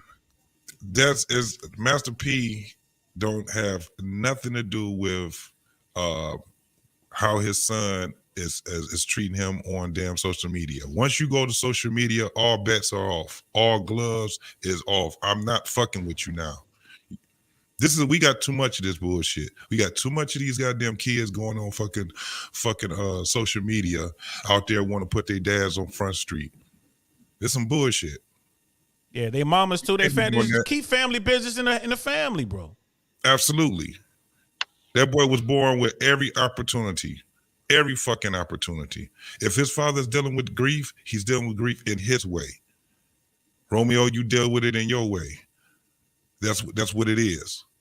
When his father got on there, and man, listen, we pretty much know. I do know how Master P moves when it comes down to this social media shit. He don't fuck around at all. He He's just one of sells those shit, dudes who bro. don't play. He don't play. This man been doing business, man, for over 30 fucking years, man, and ain't never had to worry about being put on Front Street with nobody. Anytime somebody try to come at him, he tell them right off the rip, I'm not playing with you. And so for his own fucking child to come out there and be able to try to put him on goddamn Front Street, hell no. Hell fuck no. It's a no-go. Yeah. It's a now. Here's the thing, though. This is me. I'm just trying to be, political here. Y'all know Uncle Saint. If I'm anything, I'm a politician at times. You know what I'm saying? So here's the thing. I hear what Brother Truce is saying. Was it something I done wrong? Could I have done something that could have possibly saved my daughter from making this horrific decision? Is there something I could do to possibly keep my other children from making this horrific, decision? Blah, and all that kind of stuff, right? I'm sure he goes through that every single day. You know what I mean? He's gonna have to live with that because I couldn't imagine burying my child. I could not imagine that. You know what I mean? But he had to go through that. But at the end of the day, bro, you know what I mean? Romeo was grown. His daughter was grown. She made a decision, man. You know what I mean? She had struggles. You know what I mean? And she made a decision. Fortunately, people do that. It is what it is. It's not his fault. I hear what you're saying. All these people are saying this, and he's drill sergeant, he's hard, he's this, he's that. Bro, I know what it's like to come out of a hard home. And guess what? That pressure helped me to learn how to push. That's why you see that flag behind me, it wasn't shit going on in that airborne world that I ain't already seen before. And you know what I mean? And I thank my father for that. JT know the same thing, bro. And by the way, shout out to your bitch ass Lions. Out here don't do us like that. Don't do it like that. Bitch ass Lions out here do it trying like to. that. Y'all know what it is. I'm playing. I got to put some respect on their name. The Detroit Lions, man, they showing everybody something, bro. They showing everybody something. But let's get back on mission, though. There's nothing, I guess, Brother Truce, what I'm trying to say is, as best as we can do as parents, like you go out there and be the quote-unquote best parent ever, your child still may do something like that, bro. The self-deletion rates among the affluent are way up there compared to us down here. You know what I mean? People who got everything because they can't handle disappointment. They can't handle loss. Everybody gets a trophy. Mommy and daddy fixed everything for me. I ain't gonna lie to you. I can't let it go. I think this dude is mad because his life ain't shit and his dad does everything and he finally realized that. That's what I'm thinking. That could be possible. That could be possible. And when you're talking about not being able to handle adversity, I mean, doesn't this go back to, well, who raised them in that environment or who didn't raise them in that environment? And I understand, DL, see, this is the thing, like, again, in a vacuum, in a vacuum, I agree with you, but I'm looking at the context of what the situation is, and I'm looking at it from just like you are. I'm trying to look at this from a father perspective and going, okay, Master P's got a daughter who's already, let's just say, OD'd, self-delete, and now already an estranged son. At some point, if we consider men the leaders of the household, at what point are you going to look at Master P and go, okay, what sort of toxicity are you responsible for that you don't have any sort of relationship with your children in a positive manner? Wait, who was his estranged son? It's Romeo now. I would consider that estranged. Romeo is 33 years old. Ain't shit estranged. That's a grown man. That's a grown man that has a problem with his father. He better learn how to do grown man shit. Because let me tell you one thing. That man was named from that man through passion. He was raised with him. We talk about somebody that, like he said, he had nothing. If we gonna sit back and worry about somebody deleting themselves, I don't give a fuck if it's kids or not. That ain't got nothing to do with me. Because you want to end your life? I'm gonna be honest. Your life is given to you. to fortify. It's not given to me. It was given to me. I don't have your life. I was a vessel. It took me and your mama to be vessels so we could get there and fortify you to be an adult, right? The best parent, the best grandparent, the best, all of these different things. Not for you to be out here and be mad at our parenting skills. Because guess what? You're going to be a parent too. You're going to be an adult too. We do these things through flaws, man. We do all of these things through flaws. Guess what we do? That's real talk. We go through life and then we die. We go through life and be the best person that we possibly can. You keep holding people in contempt. And I'm telling you, Rad, I ain't got no chill for none of these goddamn kids that disrespect their mothers and their fathers when they ain't really need. So what? So what? He didn't go to your basketball game or something else. So what? He got you on the squad. He didn't go to the game, but he got you on the squad. And he got you on the squad. So it's not going to be, your shit just not going to be fucking perfect. It's not. It is what it is. When you have a problem at that time. Definitely not going to agree on this one. Well, listen, I'm gonna tell you right now. Life has showed me that it don't matter whether we agree or not. Life has showed me how shit go. It's cool, man. It's cool. Yeah, it's cool. But here's the thing. I didn't know that his daughter. I didn't know that his daughter. I didn't know that she deleted herself. Yeah, she deleted herself, man. It was an OD kind of thing. So it was two-pronged. You know, we got that substance abuse problem, and here's what I didn't know, y'all. This is what I didn't know, and I'm sitting here now because we're talking about, we're talking about possibly losing two kids, one to self-deletion, one to like being estranged, right? The man has 9 children.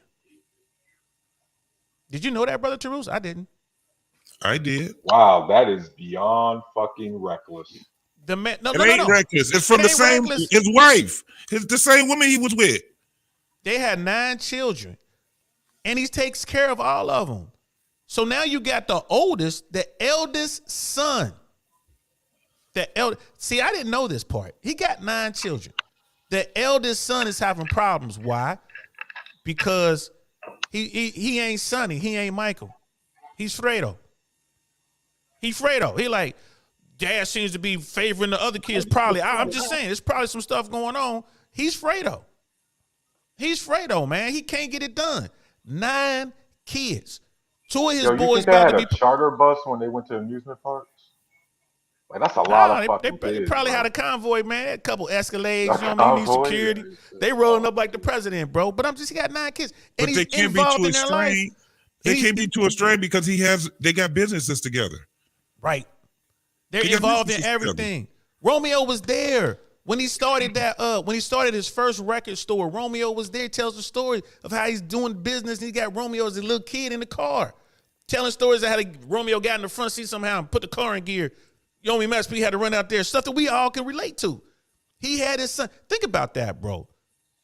You know what I mean? We get called as black men. They call us, deadbeat dads and, fatherless generation and this, that, and the third. Master P out there on the grind, got his son right with him. Let's see. Here's the thing. I don't consider Master P an example of the everyday father or even black father. Like, this dude's a public figure. We talk about public figure and public kids. You get what I mean? Like for example, when all 3 of us are on the come up, I already know that we're gonna make sure our kids have it better than we do, right? That's automatic. Or at least some sort of way. We're gonna try. But this is where you're gonna go wrong at. This is what I told you. This is where it goes down, where no matter how great of a parent you think you are, your kids are gonna bring you back down to reality. For sure, but it doesn't just stop at 18, right? And I would like to push back. With what you were saying, that Master P, he's not an example of a regular guy. I would argue he's an example of a regular guy up until the early 2000s. Until he got fame. He was I can't call him a regular guy. You know how extraordinary you got to be to go from. You talked about that, DL. You know how extraordinary you got to be to go from where he came from to where he is now. That's not. And what puts him over the top, like I said, I put him above everybody else. Why? He did all that while raising these kids, man. That's what I'm saying. He did Man, all that again, while but still when you raising got a these kid, kids. when you got one of your kids who already self-deleted and another one who is now, let's call it what it is, now going to be estranged, I have to question, okay, Master P, what are you doing that we don't know about? How old was the daughter? I think she was 29 or 26. Oh, no, How is it that he's responsible for her actions? That's all I'm asking. How is it that he's bro, we are not, well, we're they were a flawed tight knit people. family, right? We were but listen, this man is not just a I go to work and come home type of person. This is a guy that puts in a lot of work. This man is a philanthropist. This man is also he also is an executive for many businesses. He helps so many people. His own brother don't even fuck with him no more. You know why? Because he had to tell him, man, you got to be a man. You can't keep being responsible and leaning on me. Let me tell you one of the things that Master P did for the people that was around him when he had his record label. He told them, listen, I can't give you no money, but I can give you a job. That's why they call it And no what, limit. and what they say, to that, most people gonna say what? I'm Oh, with man, it. you Indentured tripping. servitude. I tripping. can't give you no money, but I can give you a job. That sounds like a. Let me tell you, that's how he came up with no. Let me tell you why. That's why he came up with No Limit Records. It literally is like No Limit Records, dog. Every week he had a fucking record coming out. He gave everybody a job. No matter if you had the skills or you didn't. He looked at what it was. He gave you a job. You know why? If Master P would have gave everybody money instead of doing it the way that he did it, you know what his career would have been like? Sitting right next to MC Hammer. He'd be sitting right next to MC MC Hammer. Hammer. It would have been an MC Hammer. He'd been right there with MC Hammer. When it comes down to the family, and this was the thing was, people they think they could just lean on somebody. He was like, I don't want to be surrounded by a bunch of weak people. So in order to even be around me, you got to be a person that's innovative at least. All them dudes came out of prison. Family members came out of prison. Guess what they did? First day out, they was in the studio. Think I'm lying? Look up how many records. Look how many albums No Limit Records got. You figure they called it No Limit, and man, that shit was really no limit. It was the thing was, and the same thing with Romeo. Romeo was what? I think he was like 7 or 8 or 9. 9. I want to say it was 9, bro.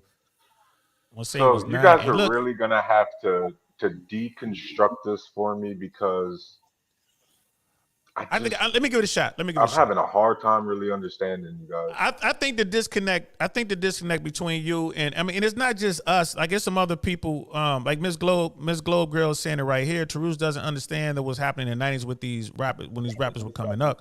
Doug was like, why does he keep talking as if they're young children?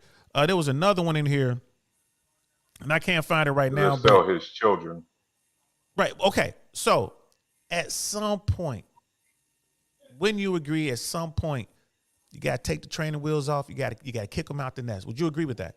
When we talk about your children. Yes, I'll give you. Okay. You know what? I'll give you a straight yes or no answer. Yes, at some point you have to take off the training wheels. Ideally, in their early 20s. However, it would be very hard to take off the training wheels, DL, if I still control the fucking bicycle. You get what I mean? Like this man's whole face. Think about that. At the age of 18, Romeo still didn't get control of the company that his face was fucking on. Here's the thing. He was not getting paid for a company that he was marketing. You don't see the problem. So if you're going to say Master P is just a straight businessman, then why didn't he write out that contract and pay his son that income? What income are you talking about now? He's under from the royalties from that he received from the potato chip shit. Okay. Why didn't he pay for that? Here's the thing. I don't know the business. I don't know the business behind that. But so hold on. Before y'all get into that, I want to go back to the analogy of the bicycle and the trainer wheels, right? Right. Absolutely. When you take the trainer wheels off, and you say that Master P still controls the bicycle, I disagree with you. The trainer wheels are off. You're not holding on to me. I'm on the bike. I can step up on that bike and be gone. You can't do shit about it, right? I'm on the bike. And my thing is, why didn't Romeo just ride off on his own and find his own fortune, build his own empire, do what his dad did, right? Because surely we know he was there. We know he was in the room. We know he understood contracts. He saw the hustle firsthand. So why didn't he just leave? Especially later in life when he's like, he got this problem. I got a problem with my dad. Nigga, you grown. Leave. Go do it on your own. Here's when so I get it, DL. A kid who actually believed in his dad and didn't realize he got played. No, he's supposed to believe in really himself. His dad was not there for him to believe in his dad. He was there. His dad was there for him to believe in himself. For instance, I get what DL's talking about. You know about the Ball family? Yeah. You know who LeVar Ball is? Yeah. You know who what's his son? You got LiAngelo, LaMelo, you got all of these balls, right? You know, he told his sons, fuck college, fuck high school. His younger son, fuck high school. What you need high school for? What you need high school for? You got an empire. He told them, I want all y'all to be able to play in the NBA. You got two of them in the NBA right now. The third one about to get in there. The next challenge is, I want all y'all to be on the same team in the NBA. We laugh at stupid shit like this, right? We laughed at it where he told his son, you need to get your shoes out right now. His son wasn't even in the NBA, bro. And he had shoes for $450. And the motherfuckers was selling out. And they still sell it. Their brand sells out all the fucking time. Look they shit up. They get 100% of the proceeds. And people was laughing at that man because he said, I'm going to make my sons believe in themselves. Even when the world gonna be laughing at y'all. But fuck well, I what the think world the world was really laughing at him because he kept on saying one of his kids is better than Steph Curry or LeBron. That's when people start laughing. Regardless. That is a man that has, but that was my thing is because the sons can ball. They can ball. Sure. So what he was saying was, so why not shoot for the stars? Why not say, look, this is what I can understand if they wasn't putting in no work and they were just bragging, being braggadocious. You dig what I'm saying? But when you put in that work and your father don't want you, he didn't want them to be workers. He didn't want them to be in Hollywood and all that and being up under somebody else's regime. He want them to write their own fucking check. So whenever they speak their mind and somebody say we don't want to fuck with you, so what? I already got shit over this way there. Y'all close the door over there, I can open another door over here. That's what realize that if Master P moved like LeVar, like Ball did, we wouldn't even be having this conversation, JT. He did move like what you talking about? No, he didn't, bro. He actually let his kids fucking grow in their own shit. Brother. Yo, that's what I'm trying to tell you. Like y'all talking about the training wheels, but even at 18, JT, they took off the training wheels, and guess what he was doing, DL? He still had the handlebars like this. Like, I'm still. No, he didn't. His son, his son was a millionaire, bro, at the age of 9. Hold on. How much of that money did he control, JT? That's what I keep asking you guys. How much of the money does Romeo actually You keep control? talking about him. This is the thing. Well, you keep telling me he's a whatever it was. He controlled whatever it was that he can deal with. It's going back to what DL was just talking about. The train. Do you get on the bike when you teaching your kids how to ride the damn bike? When you take the training wheels off? No. You tell them what they need to do, how they need to balance, and then you push their ass on. Eventually, they will get on that bike and they'll ride, and they will keep going. Eventually, they'll say this bike is too small to get a bigger one. That one gets too boring or whatever. Now they got motorcycles and all kind of other things. That's the analogy that I'm putting. They're gone. They're doing their own thing. What DL was saying was that with Romeo had every empire, he had business ventures and all kind of things. And correct me if I'm wrong, DL, but what you were saying was that you think that a lot of this has to do with him not being where he want to be in his life right now. And a lot of that, he's holding his father in contempt. Am I right with that? Yeah, but I want to take it back to a more primal, basic level. As father, we're all fathers here. And, you know, as parents, and this is for the chat too. As a parent, at what point do we got to kick the tears, let them go? At what point? You know what I mean? Because we keep getting back to this, and I hear where Brother Truce is coming from. I hear him. I'm going to share a story. I'm going to go ahead and share a story with y'all. I'm going to go ahead. You know what? Where's the fucking button at? I'm going to go ahead and share a story. Get ready, y'all. Everybody sit down, please. It's story time. It's story time. So here it is. I got out of the military, and like everyone else, I went home, and I had a plan, right? And I'm like, I can't be comfortable. So I literally went home, and right away, like, I'm in my father's home. So I gotta live by my father's rules. I'm out here, I'm working, bro. I must have been working 18, 19 hours a day. I had 3 jobs. I was like determined. I need to get out of here. I can't be a grown man. I can't be airborne. I can't be a veteran of a foreign war living under another man. Even if that man is my father. I busted my ass to get up out of there. And along the way, there was things that's going on, decisions that I was making. You know me, I'm getting shit that I shouldn't have been getting and this and that. And I'm not blaming nobody for it. Nobody. I could sit here and say, well, this person talked me into that, and this person let me do this, and this person. Nah, man, I did it. I was responsible for it. I owned it. But guess what? I got the fuck up out my dad's house. You heard me. I moved into an apartment, me and my cousin. I didn't even have a bed. I slept on the floor. Right? I slept on the floor. My dad came over and was like, that's when he realized, like, my son's a man. He was like, I can't believe you would come over here and sleep on the floor. My dad actually wound up buying me a bed. I was working so hard. I had money going so many places. Credit was, getting messed up. I'm doing everything, man. I'm juggling. I'm trying to do, but I'm handling my business like a man. My dad was like, you can stay up in here and follow my rules and do what I say. I said no. Me. It cost me dearly. It cost me dearly. I love my father. I mean, it is what it is. He was doing what he thought was best for me. But as a man, nah. Fuck that plan. I'm going to do this, airborne. How the hell I'm going to be a super duper paratrooper living in my daddy's house? You feel me? Can't bring no women over. Can't drink certain sodas in the refrigerator. You know what I mean? Got to get up and run out to Nate Tarps or run out to Home Depot at a beck and call and this, that, and the third. Man, fuck that. I'm a grown-ass motherfucking man. And I left. Did what I had to do. You feel me?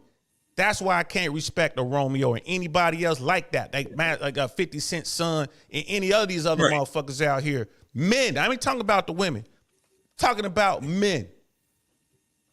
Right? If you a fucking man, be a man. That's all I'm saying, brother. I view the 50 Cent kid different. I view the 50 Cent kid different. Like, I view that dude as a bum. Just so you guys know that I view this differently. Like, Romeo is I view it completely differently than like 50's kid's a bum. So Dia, I feel what you're saying, man. Yeah. But my thing is that should be the case for every man, every American man, every fucking man on planet Earth. It used to be you had to go through some sort of trial to even call yourself a man. We don't have trials and tribulations anymore. We got these young kids who sitting around. My daddy won't even talk. No, we don't. This ain't no trial or tribulation anymore. There's no rite of passage anymore. This ain't no. In my family, living. That's the rite of passage. What are y'all talking about? Nah, it's fuck called that, what? bro. You said what? It's called living. Surviving. No, we're not talking about living. There's a rite of passage in order for you to be a man, just like what DL said. He said, I'm not going up under my father's rules like that. I can't deal with that shit. So I would rather go and sleep on the floor in another place where I got some type of sanctuary in my mind. That's I'm not mine. about to be up under my father and he telling me I gotta be in the house at 12 o'clock or I can't. No, I'm a man now. So whatever flows, whatever things that fuck me up in life that I do, I gotta be cool with that shit. But going back to Romeo, he's 33 years old and he has a child of his own. What we talking about, dog? He's 33. In 7 years, he'll be 40. And he has a child. He has a family now. What we talking about? He coming up on his midlife crisis. Is daddy paying for that shit too? Come on, man. Man, he been a millionaire since he was a goddamn toddler. What we talking about, man? And I want to pause it right there. Even, Brother Truce, I'm going to give you this. I'm going to give you this for the sake of the conversation.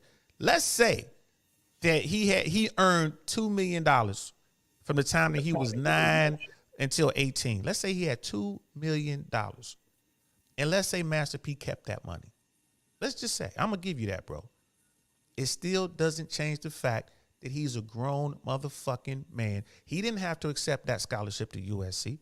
He could have raised his fucking right hand just like the 3 men on the screen did. If he was about that. If he wanted to be a man, he could have moved his ass into the hood. He could have got himself a hood rat. You know what I'm saying? He could have got himself a pack. He could have did whatever the fuck he wanted to do. He didn't do none of that shit. I'm not advocating that for anybody who's listening. I'm not saying go out there and do like sell drugs. I'm not saying go out there and hit licks, which is robbing people. Don't do any of that shit. And if you do and get caught, do your time. Don't snitch. All I'm saying is this. As a man, as a motherfucking man, he failed the test, my friend. And that's why I can't respect him. His dad's money, whatever, he ain't did shit. And I think that's what bugs him most of all. No one respects him. I got more respect for that man working at Target, driving Uber, and got another job at Walmart, and sleeping on the fucking floor in this little room that he rents from somebody, like the guest house. But that's his space. I got more respect for that guy than I have for this millionaire kid on fucking social media talking shit about an icon. An icon. You know what I mean? He can't do a fraction of what his dad did. And Master P has 9 children. You know what I mean? Bro, you saying he lost 2 in respect to the dead? I'm saying this, I'm not saying this out of disrespect to his family, but as from a military standpoint, I only lost 2. Those are acceptable losses, bro. The rest of them are doing great. You know what I mean? They ain't on social media doing all this shit. You know what I mean? 2 out of 9 are successful? Get the fuck out of here, bro. Give me that book, Master P. How the fuck you do it? I want to read that book. I'm sorry, bro. This is just the cold math of it all, man. This is life. You know that like I know it. Shit, you a command motherfucker. You been to war. You know what time it is, bro. Go ahead, Brother Truce. We beating up on you. I want to give you plenty of time to respond. I promoted a company for free for 15 plus years based on the word of my pops without being allowed to see any contracts or even meet with the team. And I stayed loyal. This was when he bought Rap Snacks in 2007 when it was founded in 1994. So from when Romeo was a little kid until the time that, say now, however many years that was, he was promoting, even as an adult, a brand that was his face, that was dope, that was his work, and he received absolutely zero compensation from his own fucking father. This is what you guys are defending. That ain't from his father. It's not, first and foremost, when you're talking about business, you're talking about an entity. This ain't got nothing to do with his father. This has something to do with whoever that company is, because he ain't the only one that got Rap Snacks. JT, let me get a short answer. Now let you cook. You got Snoop Dogg. What we talking about, dog? Let me get a short answer and I'll let you cook, bro. Brother Truce, to answer your question, yes. Right? Yes.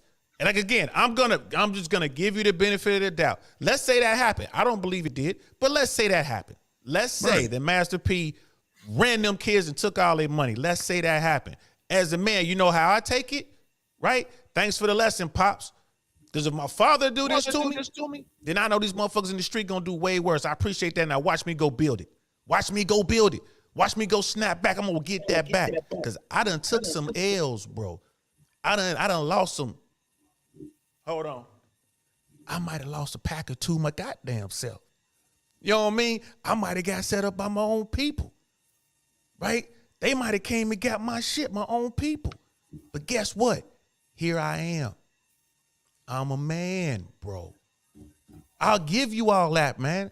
Brother Charus, if that happened, that's fine. But as a man, I'm still going to push through all that and get mine. That's what I'm going to do. I don't give a shit. Somebody fucked me over. Hey, man, fool me once.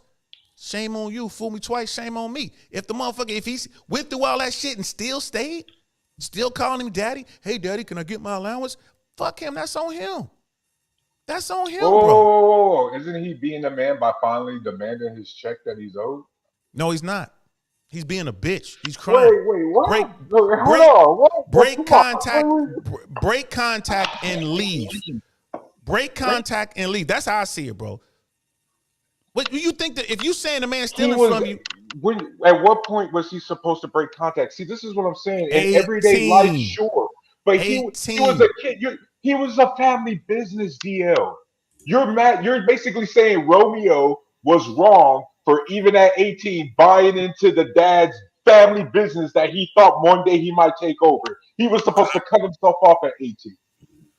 Come on, man. That don't make any sense. Bro, I do not believe that is, because I'm looking at this right now, and what you are saying is definitely alleged. It is definitely alleged because but I'm just giving it to him though, just to give it to him. Even if that's the case, what would you do? Even if it's the case, no. If that's the case, if my father had stiffed me when he's supposed to be paying me or whatever, we're gonna have to deal with it through court. Then, at the end of the day, he's still my father. I'm still gonna deal with that man. If he did me wrong, then me being a man, he gonna have to go with the consequences. I would take his ass to court if it's that damn important. If it's not, then I deal with him another way. Okay, but that don't mean that we can stop being we got to stop being family. At the end of the day, we talking about. JT, do you not realize that the reason he just got paid or he's finally getting something done is because he hopped on social media. So he decided to man up. Hop on social media. The only way it will get the attention of the fucking people who run the check. And guess what? It worked. That's a bitch. No, that's a bitch move. You do not put your motherfucking parents on blast to the fucking world. That's a bitch move. So whatever Romeo get, and I'm sorry, this is how I feel. Whatever he get now, that's on his ass because he broke the cardinal rule. Hey, Daddy ain't had no problem profiting off of his if I was Master P, I'm telling you right now, I probably wouldn't do it. I probably wouldn't do it. Had no problem. Hey, Daddy ain't had no problem fucking them hoes that was coming up to the hotel room under your name and Nickelodeon. What are you talking about? Hey, so yeah, go get your check, bro. Man, we talking about a nigga that's a billionaire that reads the Sun. If you put me up on on social media and blast me, I ain't gonna do it on social media. I'm gonna come to you. This man exploited. You better hope that all I do is cuss your ass out. But hold on. Let me throw this in. Exploited his children, but didn't give him a dime. Hey, listen, man. Like I said, I don't believe that's the case. Like again, it's 9 kids. They've lost one. You know what I mean? Respect for for those who have passed. He lost one. It was horrible, right? But the rest of them still there. You know what I mean? So, but here's the thing, and I do know this about I know this about Pete and the way he works.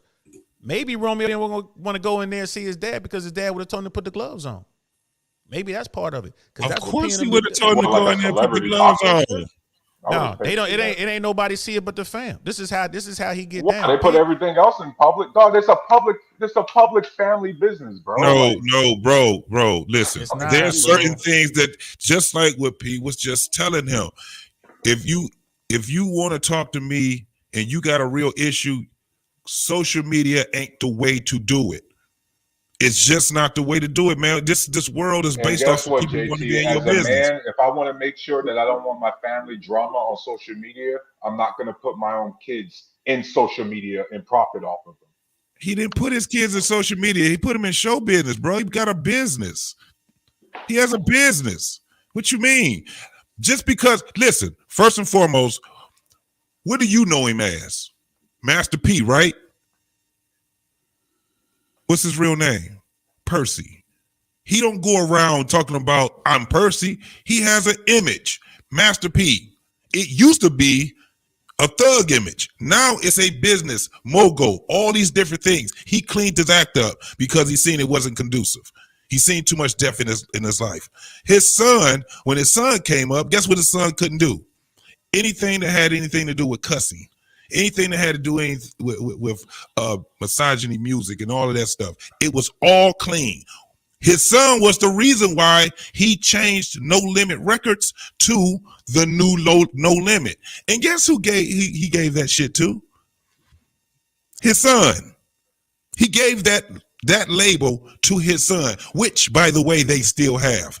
Not only are you talking about some damn rap snacks, they got the oodles and noodles shit. They got cereal. They got Vine the sausages. They got an empire. Everything that you can think of right now, they have a business in it. They got clothing, shoes, all of this.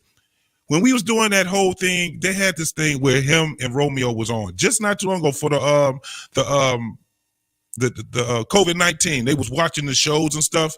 And if you seen what they were doing, they had all of their products and they were eating the Master P popcorn they had the this is if it's a business problem that they got, bro, it's a way that you handle business. And maybe that's the lesson that he's teaching his son. I don't care how you look at it. There's always a lesson that a father is going to teach his son, whether it's going to be that the father is going to be selfish towards your son or he's going to be generous towards your son. There's still a lesson. If you're not looking at that lesson, all you doing is being butthurt, nigga, you're going to go through this life fucked up. You're going to go through this life and everybody going to step on your ass. Fucked up. So once again, we seem to have a disconnect because I'm looking at this from the perspective of the poem, the situation, the Twitch suicide, and everything around this. Yeah, remember it's self-deletion on YouTube, fam. I mean, I know you. Don't worry about it. My bad, man. My bad. It's that thing you talking on. I wish I had some of that down here. I ain't gonna lie, I'm a little jealous. You ain't passed. Oh yeah, I saw. Pass the Dutchie to the left hand side. Afghan Kush. That's my favorite. Yeah. So funky music made me jump. Hey, listen. We've been talking about this for 2 hours. We're gonna have to do a part 2.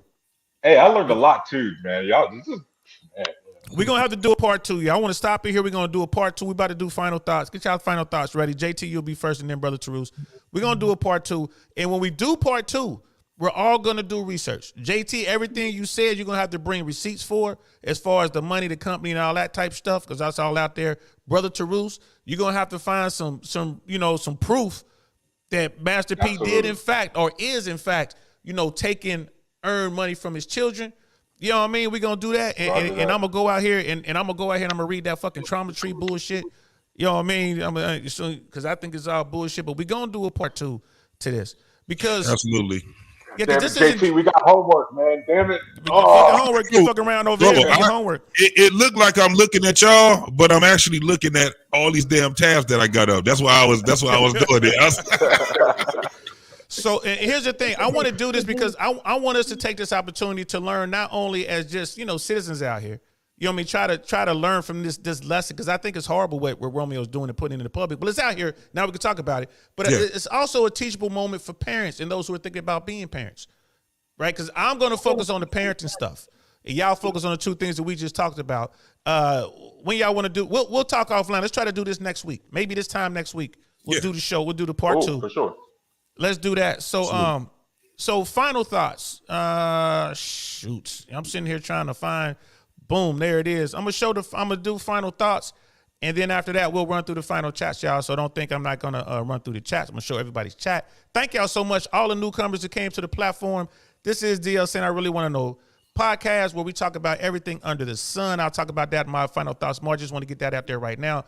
Brother Mike, thank you so much. Thank you, Brother Mike. Out here doing the mob business, man, taking care of business, man. I see you, bro. And he out here, he done got his little, Brother Mike had a problem out here, y'all. Y'all know whenever he would see females on the page, it was this. Holla, holla, holla, holla, holla, holla, holla. He couldn't help himself, but he done got that under control. You know what I mean? Salute to you, bro. I see you growing. You know what I mean? Like I said, hit me up on Instagram, brother. We need to talk, man. hit me up. So, all right, we're going to go final thoughts. Brother JT. Yes, sir. Great conversation, great discussion, fellas. Basically, I can't wait till we do a part 2. But one of the things I got to say is that when it come down to these men, if your father has did something that you don't like that he's done, hey man, it's better to go and talk to him. If you don't want to talk, because some of these guys are stubborn. I gotta say, some of these fathers out here are very, very stubborn or whatever, but they are what teaches us lessons. One of the things I learned, and from my father and DL. I'm glad you shared that story with us, man, because I had something that was a little bit similar to it. But one of the things my father always wanted me to be was strong out here. And he gave me some lessons sometimes that I didn't know that that's what he was doing. And a lot of things that he did, because, I had my mother and my father in my life. And my mom, she can go overboard with the cuddling. She can go overboard with if we needed something. She right there, Johnny on the spot. So it took my father to intervene and be like, look here, you can't give them everything that they asked for. Some of this shit, they're going to have to work themselves. One of the things was a car. My father refused to buy us a car. And one of his reasons was that because we won't respect it. He said, in 6 months, that damn car is going to be done. And he might end up killing himself, and our insurance is going to be high. It was a lot of shit he was saying. But what he was saying was that when you get something that's like that, you need to get it on your own because you're going to respect it. And I did. I respect it. I've never been without a car ever since I've been, 18 years old. Never been without a house ever since I was probably 25. You know what I'm saying? My first house I bought, I was 29 years old, and I'm bought, not rent, but bought. So I didn't know that I was actually doing well, you know what I'm saying, at 29, and had my first mortgage. So, and that was because of my father. That was because of the things that he did. And it was a lot of shit that he did. It was like the school of hard knocks. But again, I'm gonna shut that down, man. I want you guys to come over to What We Know podcast. Hit that subscribe button. Follow me and my boy Rob. And no, I ain't gonna put the other one out there. But that right there is again, What We Know podcast. You can also follow me on IG at JT at What We Know podcast, and on Facebook you can follow me at DJ Jigtight or James Dunlap, DUNLAP. Damn it, gave me double name. That's what's up. That's what's up. But brother JT having houses in his 20, they call him Mr. Big, but not because of his size. Thanks, bro. I really appreciate that, man. I'll be there. I'll see you in a second. Brother Tarus, final thoughts. Oh man, once again, thanks for inviting me to the panel. Always a pleasure. It's always funny, man. We do these panels about these relationships and father-son relationships and husband-wives, boyfriend-girlfriend. You ever notice how we have more conversations in the 2 hours than these public figures probably had their entire lives? That's the difference between everyday society and some of these public figures. Like, we got to still remember that they got public figure problems, right? A lot of us as fathers, we already know if we're in a situation that we're putting money on the side every paycheck for our kids if we got it, right? For me, I got a 14 and 12-year-old daughter. Guys, I've already exposed them to them Excel spreadsheets. Already got them on the budget plan, on an allowance. But I've worked it so well, my daughter already wants to work. And some of y'all already know that at some of the McDonald's, if you're like 14 and a half, they'll let you work on the weekend. My daughter, I've been teaching her finance so much, she wants to get that part-time job. But I, as a father, you have to guide them that way. You see, the kids, especially girls, they just want to like make their parents proud, or they just want to oppress them. And so you, as a parent, we got to make sure to develop them while making sure they take their own path. Because the worst thing I can do as a father is have my two daughters or to anything living underneath my shadow. That's my final thoughts. Thank you. That's what's up, man. Yo, man, we're going to have to get you a platform started, man. We're going to have to get your show, bro. Like I said, like, I'm good, bro. yeah. I just like being a random, bro. I'm good. It's all good, man. I appreciate you, man. Thanks for your service, man. I'll pull you down. Just hang out for a second. I'll be right there. You know what I mean? Final thoughts, man. This was a good show, man. Thanks again to all the newcomers who came through, man. I really appreciate it. This is what we're doing over here on I Really Want to Know podcast. I also have Downrange podcast. When we talk about all things political, it's only political on Downrange podcast. And on Downrange podcast, we have an icon. So it's this icon here in the top right part of the screen right here. If you see this icon, that means it's Downrange and we're talking politics. Thank y'all so much for being here, Brother Doug, Lace, and Lance, all the newcomers. There's so many newcomers. I'm just so happy that y'all came through and enjoyed it. We are going to do a part 2. I just want to catch up on the chat real quick. Brother Doug is like, how's Romeo worth $5 million if it's that, if he didn't receive anything? Facts. Brother Rick was saying that's not all facts when he was talking. That's when Brother JT was saying so many things he was saying about Master P. So we're going to go ahead and get those receipts. We're going to sort out those facts. Again, thank y'all so much. Brother Michael, man, thank you so much, bro. You know what I mean? You worked this show hard, and I appreciate that. And like you said, I want to thank everybody who's been in the chat, who comes to this platform. I want to thank everybody for being civil. I mean, seriously, man. I travel in these YouTube trenches, man, and sometimes, bro, it gets out of fucking hand, bro. But I am so proud that people come on this platform and we can have grown-up conversations on no matter what side of the aisle we on or what side of the argument we on. We can sit here, yeah, we're going to poke fun at each other. We're going to say some crazy stuff, give each other crazy nicknames, but it's all with love. And I appreciate that, y'all, for real, because that's the only way we're going to learn. That's the only way we're going to grow as people, as Americans. You know what I mean? As human fucking beings. This is the only way we're going to do it. This is it. This is the only way we're going to do it. Thank you so much, y'all. I appreciate all the comments. I appreciate all the love. We're going to be back in a week. We're going to do part 2. Be looking for the thumbnail, y'all. Be looking for the thumbnail. I'm not going to let this one go. It's going to be a great conversation. My people in Cali couldn't make it. Something came up. You know, LA's on a different timeline. They 3 hours behind, so they couldn't make it. But Brother Tarus and Brother JT came through with the fire. You know what I mean? So the show was great, and I'm still going to get them involved because my people is tied into the music business, so they know the numbers way better than I do. You know what I mean? So thank y'all again so much for coming through. I'm DL Saint. This is the DL Saint I Really Want to Know podcast. I'm out of here, man. We'll talk to y'all later. Peace. Darn, that's the end.